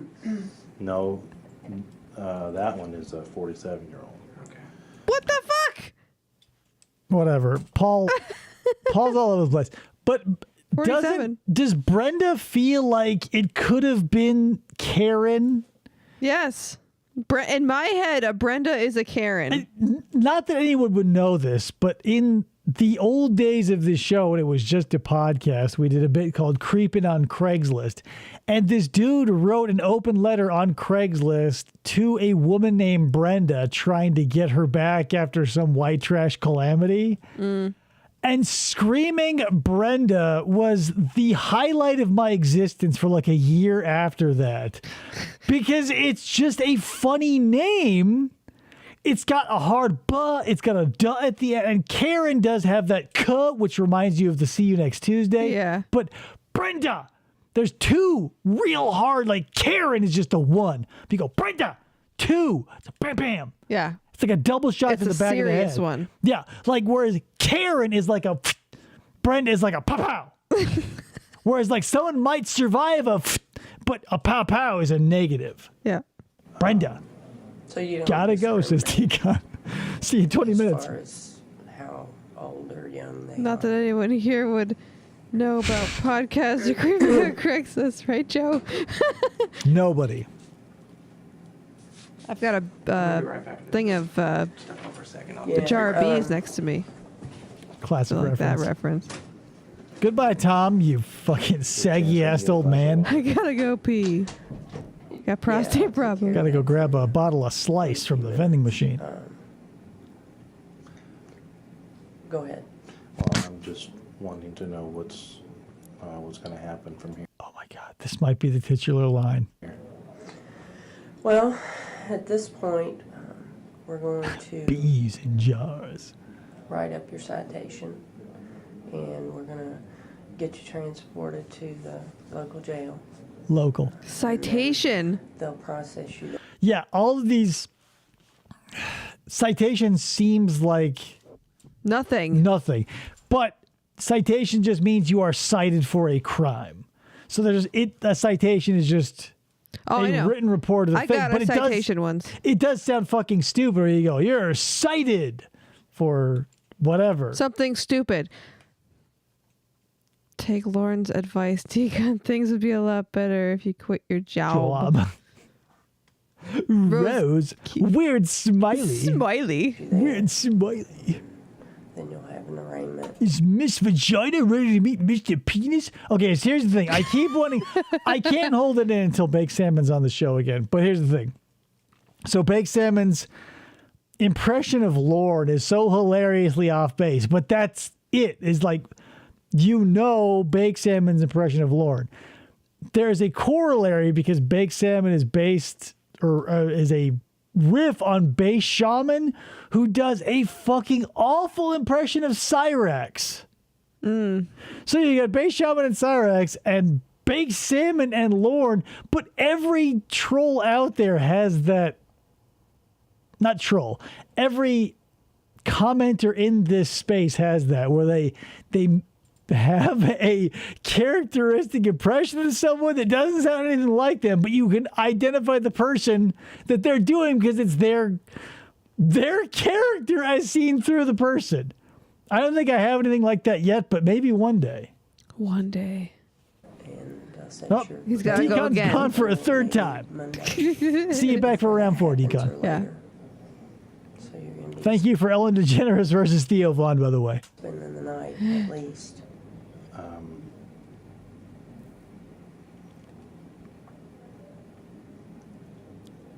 So will I be able to?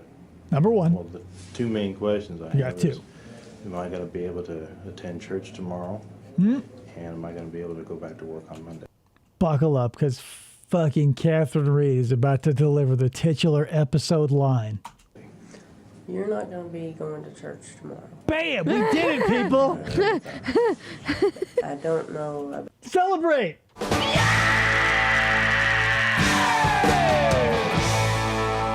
You're not going to church tomorrow, Paul! Good night! About work, that's going to depend on when you're arraigned and when your bail's set. He did not ask about church. So I can't make any promises on that. He did. Okay. It's an unknown. One of my most I want to know what important religion he is. I bet he's like. questions- I know. She do. said that. You admit that you came to see a 13-year-old. And we'll all be Happy Gilmore. Shitty reference, but it's all I got. and have sex with them. Yeah. And I feel bad about it. Do you believe that for a second? No. Do you believe he feels anything? No. What are all these cats in the typing square? Can't explain it. I know there's something wrong. And what I'm driving at is my sister going to be notified about this? Not unless you tell her. Okay, so you have no reason to bring my sister into this No, you're not. situation. Right. The thing is, like, the people who bring up their family, Yazan Asfor and Tennis Boy did this too. It's like, well, my family, I know about this. Like, that is the least of your concern right now. Like, I understand in some cultures, like the family tie and everything, like this can be like excommunicated from the family. But that's like the fucking least of your concern, right? Like your dad being like, you're out of the will is one thing, but like going to prison as someone with this reputation doesn't end well. Yeah. Like, I'm not saying you're going to get taken out like Richard Huckle, but if, or like Theodore Dyer, Ted Sanderson's celly, fuck, dude, like, yikes. We'd like to take a look at your computer. I do like if cats, you wanted Allison. to give us Me, consent to ouch. do that. You know, we Does it have to be at the residence, or can I bring it somewhere? Can I go into my home and bring all of my computers out? And I swear to you, I won't delete any of the CP. Like Dustin. Yeah. I swear to you, I'll pull the hard drive out of the computer and hand it right over. That's how law enforcement works. Like, it's not a search warrant. It's like, hey, if you got the time, could you crack open that tower and pull out that hard drive for us? We trust you. Yeah, that's law enforcement 101. It's like, hey, could we have like that block of steak knives if you get a chance? Where for you guys to do well, what you you're want going to be in jail. So, you know, we would have to. Okay, so this keeps playing in my head, and I've got to tell you this. So these cats that keep showing over the typing square, it reminds me of, and for no reason, because it's not germane anyway, in Mr. Show with Bob Odenkirk and David Cross, in one of their intro skits, they do the Mr. Show like Man's Club or whatever, and they have the ladies, like the Man Show had the girls on trampolines and the juggies. They had the IBTC, or the Itty Bitty Titty Committee. And he says, me, ouch, at some point. And I keep hearing Bob Odenkirk say, me, ouch. It's like, oh, your wife is like the Ballbuster hotline. Sorry, guys. Be able to get access to that computer.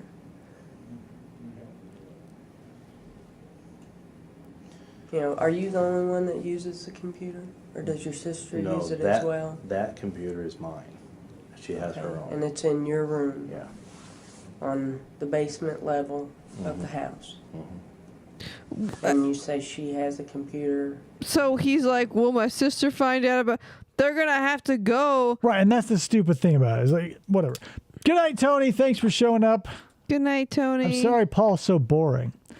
But that's the thing. It's like it's unavoidable. Like, I know, and I have worked with dudes from the trades all the way up until like I was a car salesman, where like there are some things you can hide from your family, like a DUI or something like that, because you can, like, court dates for those are few and far between. If you disappear for a day or whatever, it's not going to like set off any alarm bells.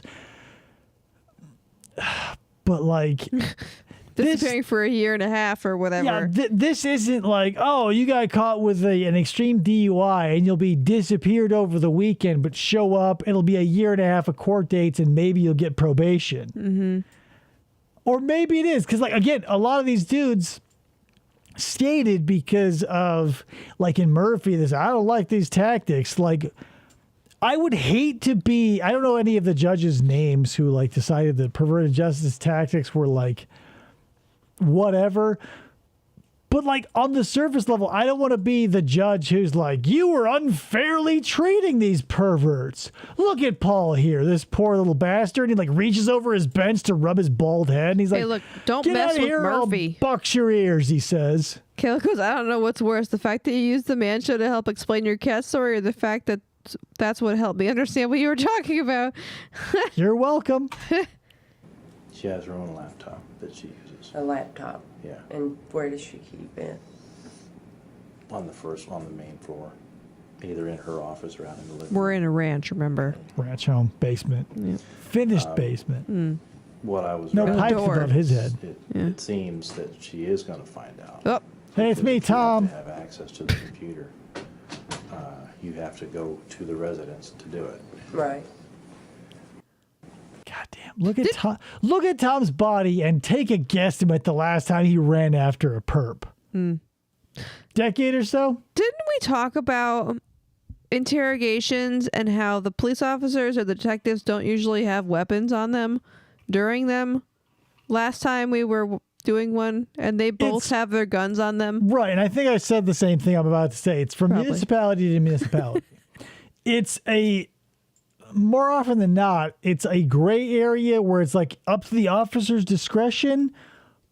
But the thing is, even if it's like a 1 in 100, I'm not taking a gun in No. to a small room because the guy who killed his girlfriend's son, who like wigs out in the interrogation room and then grabs that lady detective's gun, like I've seen a country mile of footage of dudes who like, whoops, he got my gun and we had to blast him 14 times. Right. And the problem with all that is like in a normal situation where like somebody gets shot, the paramedics or whoever, they come in right away. In a situation where like a criminal is shot and they have to like, because there's one, oh God, it was like the California bank robbers, right? Where they both wore like body armor and they had like assault weapons or whatever. And since they put up such a show of force, when the dude was gunned down and incapacitated, because he was such a threat, no one wanted to approach him. And so he bled out there in the street. Yeah. And that's just the risk you take. Like if you fucking pull some hinky shit and they have to fill you with 18 rounds, the next 20 minutes are going to be them watching you bleed out slowly because they're on high alert being like, What is he going to do? push the gun over here. But if your blood is rapidly leaking out, you're not going to have the energy and they're not going to have the wherewithal to be like, oh, he's dying. Yeah. Alice goes, this is the weirdest interrogation room. Yeah. We think it's like some superior's office. It feels like a web cafe in a Holiday Inn, right? Yeah. Like if you spin the camera around, there's probably like 3 E-machines, like all hooked up to a Wi-Fi, like where the password is like Holiday Inn Express. Yeah. She asked, the question is, would you bring the gun if you were interviewing Stiven? If I were the first guy, probably not. If I were red shirt, maybe. Because if I were the first guy and I go, all right, brother, because you don't know how, like he acts like a weirdo. But by the time red shirt comes in, he sees that like, oh, this guy's a zombie and he hasn't moved his hands a millimeter on the table in 12 minutes. I feel okay with Steven. Because he's like, okay, there's a couple of guys like Jeff Stacy and someone else. Like Jeff Stacy tried to pull the pen trick on himself, but there's footage of a guy out there who like grabs the pen and tries to stab a police officer. And he gets the shit knocked out of him almost immediately. So again, it would be like reading the room. With Paul, he's got enough girth where even if he's out of shape, one good like heave of his blubber could be on top of you and you're incapacitated. Whereas like if Stiven comes at you and even like gains your shoulders and is up on you like a spider monkey, it's like, again, it's a spider monkey. Like 12 pounds isn't a lot. Like just get the fuck out of here. It's mostly hair. Well, there's different ways to deal with this. And, I mean, if you want to cooperate, and give us consent to look at your computer, we'll gladly take your consent Gladly take your to do consent. so. I just, It's my sister. I'm trying to kind of build my life back again. You know, I know this. Well, you Whoops. fucked that up. This is a big setback. Yeah. Huge. Yeah, it's going to be tough for you. But you're doing the right thing. I mean, But- you're facing it head on. And You got caught, so you did the right thing by coming. What I'm, Yeah, you're brave as hell, Paul. You're fucking, I mean, He-Man. You're nailing it. You came here for a 13-year-old, Paul. Fucking standing ovation. what I'm wanting not to do is have to explain any of this to my sister. I'm not trying to Good luck. keep anything from her, but I'm trying to turn my life around. I'm trying to We have to get your computer from her recuperate house. my divorce and get on my feet financially and otherwise. why are you fearful for your sister to find out? Well, I'm trying to, you know, I'm getting back into church, and she and I are bonding now, and we never did bond before. And you're probably not now either. Here's the thing. I'm sorry, religious people, but church is not so you can hear something that you then barf out onto other people as you do the opposite, right? Like, if you're going to go to church, you put your money where your mouth is. I mean, I'm not a religious person, but if I were, I would hope I would not be the type of person who's like, well, sure, we live in reality, and in that reality, I'm trying to give oral sex to a 13-year-old. But in my mind, I go to church. Yeah, and in King Cobra JFS's mind, he's a fucking sexy goth bad boy rock star. Yeah, that tactical soap really works When I for him. ask you what reality we live in, where do you think that is? We got a hard life, and That's not what's up. if Does she I think have- I'm going to lose her love and her trust Yeah. if she finds out what I did, I think you're right, Whoops. Paul. why I did it. That's kind of why I was. You know, I can't promise you that she's not going to find out. I wonder why he didn't consider this when he was spitting game with a 13-year-old. It is a shame he hasn't found a sexy goth chick. One day, God willing, right? Hey, 6-year dry spell tubes.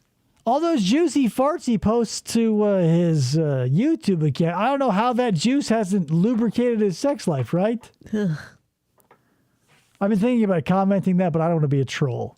So I'll just tell you guys, like, hello, if you're in a 6-year dry spell, posting rancid farts on your YouTube channel is probably not a way to slay Tang. You know, that's a part of you having to deal with moving forward. He did. Fun Size Felicia and the Kanga. Any sex doll sent. Oh, wait, this isn't about King Cobra. I'm sorry. And dealing with that, I can't promise you. That's not what's up. Like Agent Reid has said early on, there's two routes you can come in here. You can sit here and tell us nothing and just be hardcore, or you can. Way to read the room. You can sit here, be hardcore, Paul. You a badass, Paul? That windbreaker put some hair on your chest, Paul? He's done nothing but give them what they're asking. Right. Because Tom's a fucking idiot. Here's the thing. I've said it before, but it is probably true, at least in this scenario, the Peter principle, where you show competence in one area and a higher up goes, hey, you're so good at, like, okay, here's the thing. A real life example. When I was an electrician, if you were a really good electrician, like you could remember how many amps each gauge of wire could carry, if you know what the voltage drop over a certain amount of distance was, if you could remember low and high voltage colors, and all of the things that every good electrician should know, they go, hey, you're a great electrician. Why don't you be a job supervisor? If you fucking suck at human being-ing, you're not going to be a good manager. But you're a great electrician. And instead of going, hey, you're a good electrician, let's pay you more money, they say, hey, control this job site. So you go from being an expert to a dumbass. And because people thought you could handle it. And maybe you did too. But that's by and large not the case. I think Tom 10 years ago, before that gut and those man boobs, he probably was a good beat cop. He probably was able to get information that normal cops need to get. He could run fast. All the shit that a good soldier ant could do. But at some point, one of his superiors like, you're such a fast runner, why don't you try your brain? And that's where the problem happened. You can take the route you've taken and say, okay, I made a mistake. I can only go up now. And that's what you're doing. You're taking, you know, you're being open about it. And that's, Do you have a question, Tom? That means a lot. And, you know, you're heading straight forward. You're being upfront with us, and that's, you know. I guarantee Kathrine is mirroring Paul's face right now. They're both like, what? Where the fuck is this going? Like when you meet an elderly relative and they start telling a story and then 3 sentences in, they forget the arc. Like you've seen me do it a lot. But like when I realize I've lost the thread, I stop and I go, never mind. But Tom here, he's just like, you know what? I'm going to push through it. Let me rework the question again. What are words? Who am I? A lot of times we don't get that. That speaks volumes for you. Okay. I haven't had this much honesty since I left Jim Rauch's room mere 20 minutes ago. You're the most honest motherfucker I've seen in the last 45 minutes, Paul. And I want you to know that. But you can sit here and be a badass if you want, which obviously you are. Paul, you're the baddest ass I've ever seen. I'm Tom Nishke, the worst fucking cop in Kentucky.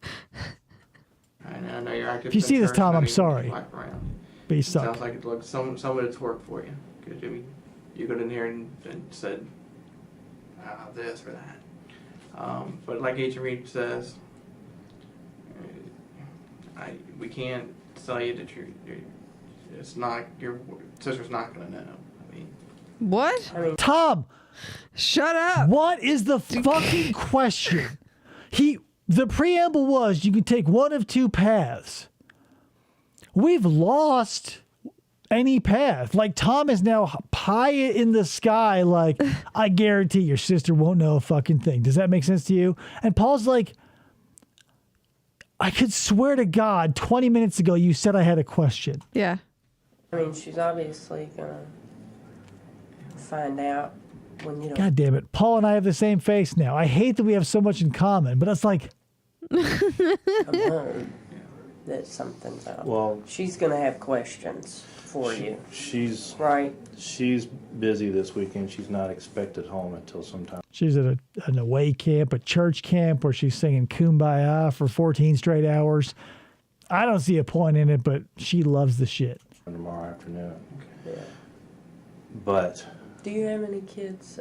Did I miss that earlier? No. So you don't have any children. Does she? No. Okay. So, go ahead.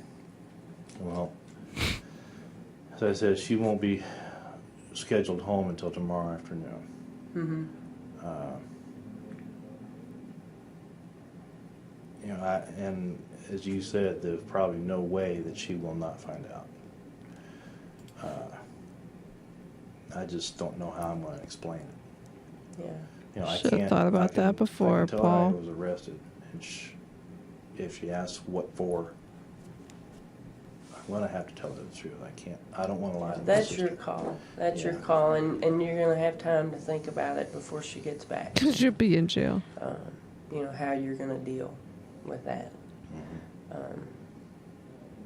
And did you have a cell phone or anything with you when you came? No, I don't have a cell phone. So you don't own a cell phone at all? Not even Cricket Wireless? A 16-year-old Dervis had a fucking Cricket Wireless, Paul. You're somewhere between 32 and 52. Something with that. No. And your PC down in the basement with you, that's the only PC. Is there another PC in the house? Or? The other one's my sister. You already went over this, Tom, but you weren't in the room. So there's a laptop. He wasn't in the room. She keeps upstairs. Yeah. Okay. I only use my PC. Now, is there a separate entrance to the basement that you use, or do you? Do you have like a No, trap it goes door up. or like a false bottom, or like is it a mimic where it looks like a treasure chest you have to jump into, you fucking goblin? Stairs into the kitchen. So you have to come in where to get to their I room? come in through the garage. Okay, so when we talked, like when we were watching the Dustin Mcphetridge ones, I had some issue with how detailed they were going over the address and what the house looked like or whatever. And a lot of people in the comments raised some good points, like maybe they need this and yada yada yada. It's just building upon, like they don't want to be caught off guard by how it looks. But this just feels like, Well, what are we doing here? Like we're not. How he gets into the basement doesn't seem germane to literally anything ever, unless it's like, and God knows this would never happen, but like Paul finds a sexual partner and he somehow admits that he lives with his sister. The other person is not turned off by that, and their only question is there a way we can get into a safe fuck area that doesn't involve going through the common area of the house you live in with your sister? well, right. And my only thought would be like for them to go in and get the computer, like Who cares? Like they're not gonna, like the police aren't going to be like, oh, you know what? For politeness sake, we're going to go in through the basement door. They don't give a fuck. Like the police, when they have an order of looking around, it's not like they're going to be like, hey, respect this guy's stuff. well, it's not respecting their stuff. It's respecting somebody who's not in trouble. Right, but that's the thing. They don't give a fuck because here's the thing. If a policeman is worth their salt, they've got to exhaust every avenue, which is going to mean like any area where Paul would spend extended time, which, and maybe he does spend all his time in the basement, but Yeah. do you think they're going to believe Paul and be like, yeah, I only do perverted stuff in one area of the world for a very small amount of time? Because that's how perverts work, right? They're only a pervert like 1% of the time, and the rest of the time, they're completely normal. They're not causing problems or having deviant thoughts or, entangling others in their disgusting issues. It's like a solid hour and a half a day where they go, time for perversion. And they go, whoop. It's like Clark Kent. He's like, I'm super pervert, but only for 90 minutes. No. Through the garage. Get into the kitchen and make a turn and go right down. Make a turn. Left, right. I guess the biggest thing is, I guess regarding to consent, so which way you're on, so we kind of know which way to go with you. I mean, if you feel like you wanted to consent regarding, checking everything out, verifying everything. If I were to start a sentence by saying the biggest thing is, I would not then spend the next 15 seconds being like, maybe if you can think about it, Yeah. the biggest thing is, what is it, Tom? Right. Just say She it. has a form. It's up to you if you want to sign it or not. If you do, Cool. she'll have you sign it. If you want to consent to, you have your computer and stuff checked out. If not, but that's up to you. Okay. Shut up, Tom. Is it gonna hurt my case if I refuse the consent? No, it's your right. It's your call. It's your call. I mean, What's your legal advice? Detectives interrogating me for a crime? consent, I'm if not you gonna- want to say no, it's not going to change what we've talked about here. You You've still told me did all the truth. things. I'm cool with that. If you tell me no, I just take that blank paper back out the door. Or if you tell me yes, we'll sit here and we'll fill it out. You'll get to read it. You'll know exactly what it says, and everybody will feel good about it, and we'll have consent. to We'll look feel at the great. We'll give a high five, and then you'll go to jail. He'll feel good about it. I'll feel good about it. You'll feel good about it. We'll all feel good about you being a pedophile, and the paper will or will not be signed. But the point of it here, Paul, is we'll all feel good about it. Yeah. Shut up, Kathrine. That's your call.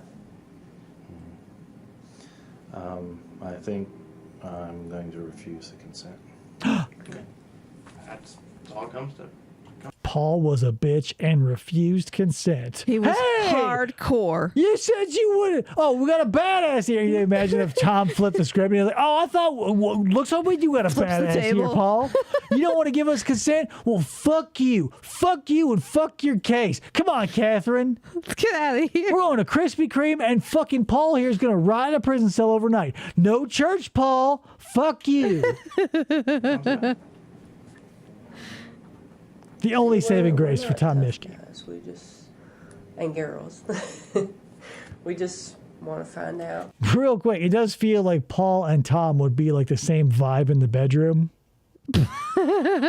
Like they'll spit a big game when they're not in close proximity, but they get in that darkened room with their pudgy bodies and they go, Oh, what happened, and go easy. Nobody's been mean to you or rude that I know of. Tom, were you rude? So, not that this is a good experience Or helpful for you, but I hope at all? that you can, I've learned it. You can Yeah. build off of it. Yeah. Reid, I'll be stepping out. If you need anything, just let me know. okay, I'll be out in a few Gotta minutes. go again.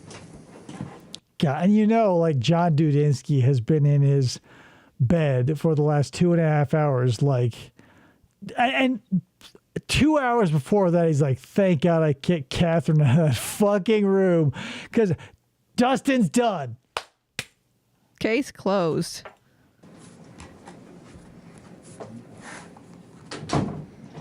I didn't know your medical situation or if you needed medical M&Ms, Dustin. Westwood. Fuck. Another question I've got, and so I know what's going to happen. When all is said and done and all this is processed, am I going to lose my truck? They will. That's the best way I can ask. They will take your vehicle to a secure location. And at that point, once you get out of jail, you can make arrangements to see what the plan is with your vehicle. I'm not sure. So this is another sticking point with a lot of people, like, because they say, what about my car? Because, like, what's his nuts? Kelly gave Spikes a ride home. The dude who showed up with an arsenal in his car. So a lot of these dudes are able to drive away. But in some of them, and I think even in one, Kathrine is like, by and large, what happens is, oh no, it's the Florida one. Sorry. So in the Flagler Beach, when they ask, what about my car? They say, well, we're going to try and fucking take it from you. Yeah. Like it was used in a crime. We're going to try and seize it unless there's a lien and you owe something on it and the state doesn't want to pay that shit off. We're going to fucking snatch your car from your ass. Which is like, again, it's municipality to municipality. But like, it's weird that Kelly could give Spikes a ride home, but like there are other but that was the same spot too. Like they tried to take Yazan's and Tennis Boy's, I can't remember his real name, but Tennis Boy's car. They're like, we're going to try and like seize your Nissan Stanza. But Kelly and Spikes were in the same Town. And not only that, but the same interrogator and the same interrogation room practically. But he was able to drive away and give like the dude who showed up with like, there's no other way to put it, an arsenal.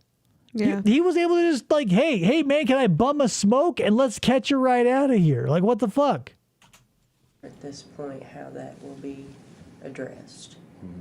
But once you get out of jail, you can ask them about your vehicle, and they'll give you that information freely. Freely. I don't have to pay for that at all. You go by Paul, you said on MySpace, right? Is that, do you use any other nicknames or alias? No, just Paul. Should be easy to find. I'm sure there's no other Paul in And MySpace. can you give me your address one more time?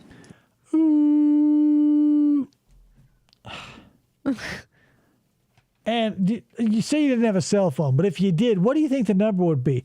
Like, bitch, we have his address. You asked for it 3 times up front. I guarantee, like, there's people behind the scenes doing that legwork. Yes. Don't you want to go home, bitch? I'm not even in real time sitting through this, and I want to go home, and I'm home. Fuck. She makes this feel like overtime you didn't ask for. Yeah. Hey, good news, there's overtime. And more good news, it's not voluntary. Phone number. I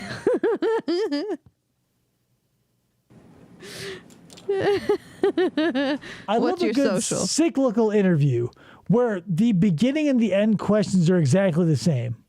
Like an hour ago, 40 minutes ago, we were hearing addresses and phone numbers. Here we are 40 minutes in the future, and the snake is eating its tail. Where do you live, Paul? What? And it's not the same address that's on your license? And that emergency phone number. 911. It's what I call whenever I have an emergency.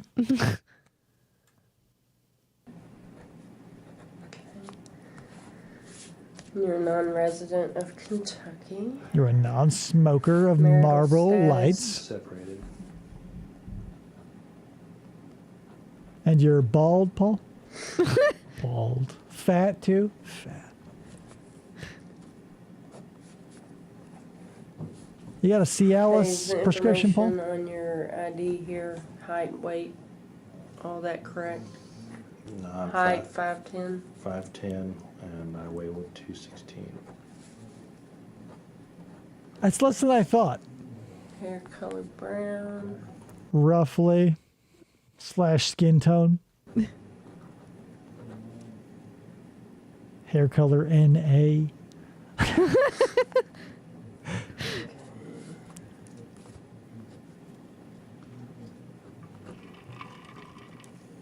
And eye color hazel.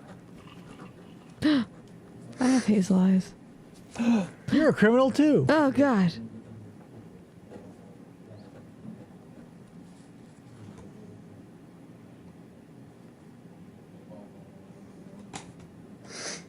It's just your first time buying a house, Paul?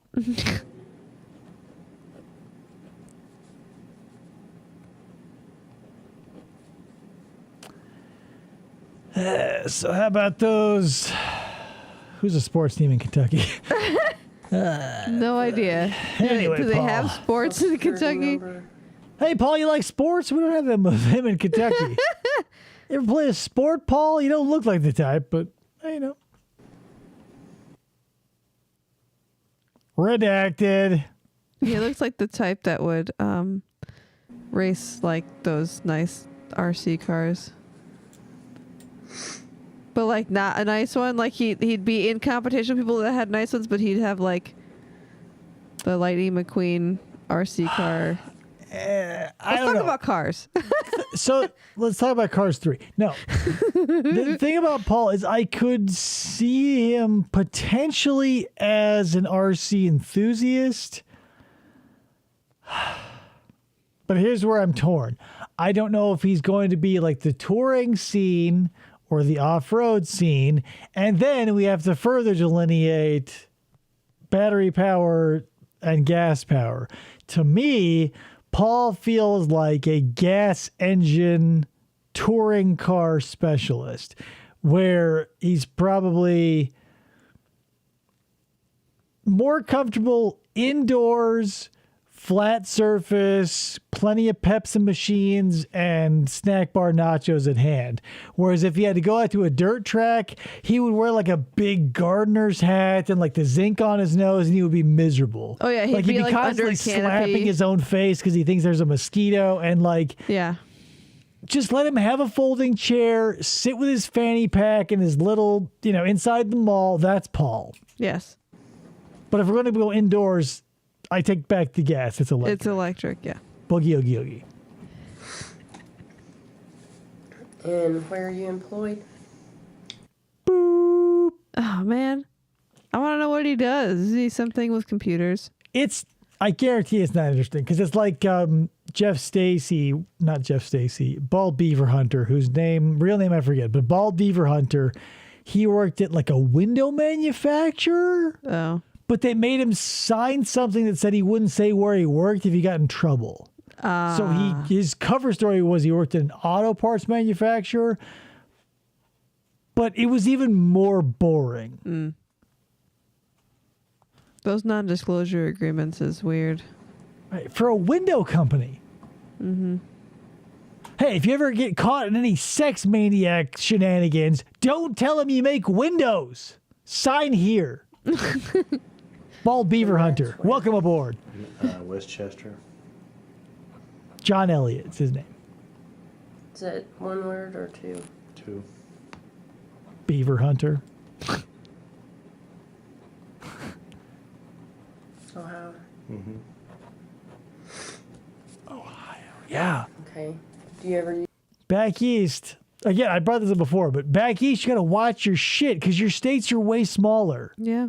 Like, for me to commit a federal crime would take conservatively 5 hours because I would need to cross a state line to do that, and I'm nowhere near one.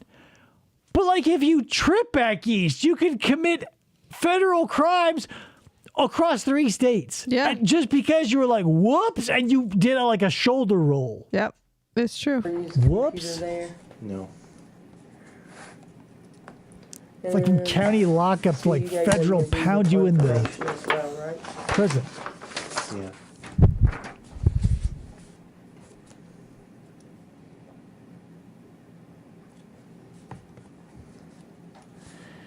Anyway, don't let me bother you, Paul. I just got to fill out this What's your paperwork. work? Distribution, Second. 1987. Is that when he was born? I didn't hear what you said. I think that's when he graduated high school.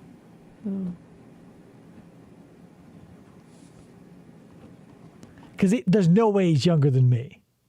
No. So she said 87? Yeah. So that's probably when he graduated high school or college. Because, like, if he was born in 87, I was born in 83. Yeah, there's no way. He was dealt the worst hand genetically. What year is this? 2005? 5 or 6, I don't remember. But, like, Yeah. TCAP was active from, I think, 5 to 7, Yeah. conservatively. I was born in 88, so there's no way that he'd be 17 years old sitting Right, here. he'd be like 1 year older than you. And like, yeah, he aged like a fine wine. Holy fuck.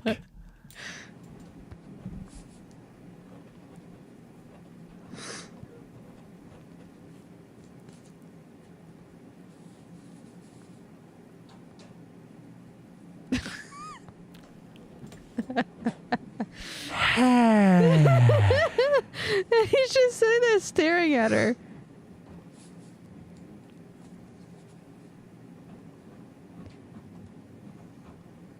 Is she just copying something? She's reading off his driver's license. Like, Still? this is all shit that you would not need to do in front of somebody. Right. Like, for an interrogation, it's all being audio and video recorded. This isn't the 50s where you have to bring in your own Victrola and hope you get a wax press of the whatever's happening.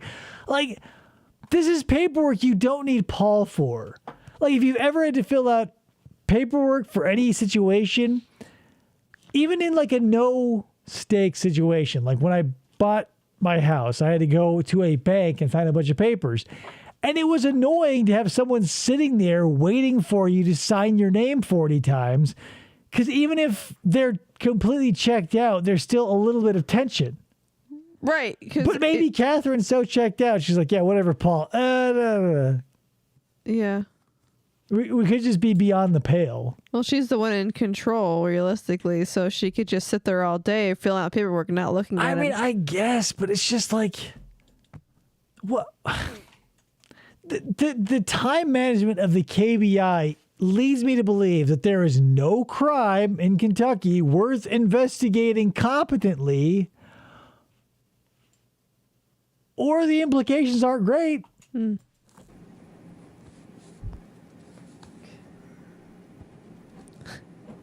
You a Raiders fan, Paul?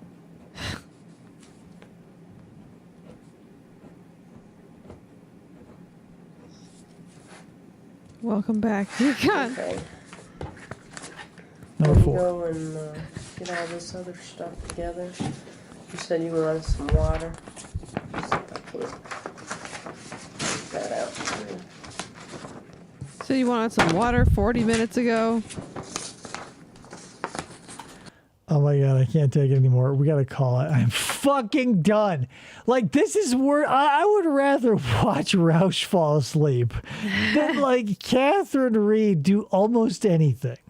Like, the only thing that makes the Rauch interrogation worth the price of admission, which again is 2 hours and 40 minutes roughly, is Jim. Like, he is such a inadvertently charismatic and entertaining character that I would sit and watch him talk even if there were double the amount of Kathrine's and Tom's. Like, it just, no amount of stupid questions, no matter how many times they are repeated, no matter how soft the ball that Tom can lob toward Jim, he always hits it out of the park. But in Bizarro World, we got Paul, who's like, it just feels like if you took, you know how in The Fly, Jeff Goldblum and a fly become a monster. If you've not seen that movie, spoiler alert. Paul feels like if he got into that teleporter with like a bag of Wonder Bread and a jar of like Miracle Whip, and this is that movie. Ugh. Nothing really bad happens. It's just Kathrine is talking to mayonnaise impregnated bread in the shape of a man for 40 fucking minutes being like, hey, Iron Kids, huh? Fuck. So that's that. That was our one and only nobody of the TCAP that we're going to touch. Because again, I'm not going to touch Tim, nor am I going to touch Michael Myers. The name is funny, but he's not. Tim is not funny. This was barely passable, and I am so sleepy now. Like, Paul Eastwood Quaaludes is what he is. Holy shit. Quaaludes. Anyway, guys, least viewed episode ever. But if you stayed for it, I appreciate it. That was Paul Westwood. Next week, I don't know Eastwood. Eastwood, Westwood, whatever. It doesn't matter. He's a bizarre weirdo. Paul. He's a potato. He's a MySpace Paul. Paul Potato. I don't know what we're doing next week. I've got a lot to choose from. Who knows? Yeah, it's over. It was Pillow. Were we doing Pillow? Yeah, maybe Jeff Palo or something. I don't know. I always pull the trigger somewhere around the beginning of the middle of the week when I go, hey, you know what? Fuck it. That's how we got Paul here. Because if now with the benefit of hindsight, I would have gone like, really? Paul? You did Paul. Nice one. Whoops. So whatever. That's the thing about it. It was for Kathrine. We're here for Kathrine. Keep telling yourself that. You watched this for Kathrine Reid. Yes. Anyway, I don't know what we're doing next week, but real quick plug. Watch Decon versus the Dark. Friend of the show. I was on his most recent episode. We talked about martial arts, cults, and the like. Baked salmon, he always needs a recommendation, and that's probably it for right now. Don't watch. Don't you watch the best. That was Fox's slogan back in the day. That makes sense to anybody? Probably not. If you didn't live in Arizona, that probably did not make it outside of here. Whoops! Man, we're firing all cylinders. The references off the chart. Paul Eastwood. The history's not going to look kindly upon this episode, and I apologize. But we did it. It's over. Anyway, guys, check out Decon. Do whatever you want with the rest of your lives until next Friday, when I hope you'll come back.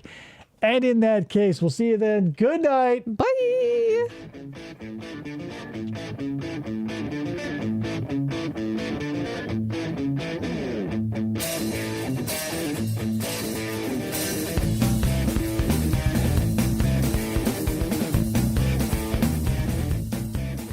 For the try to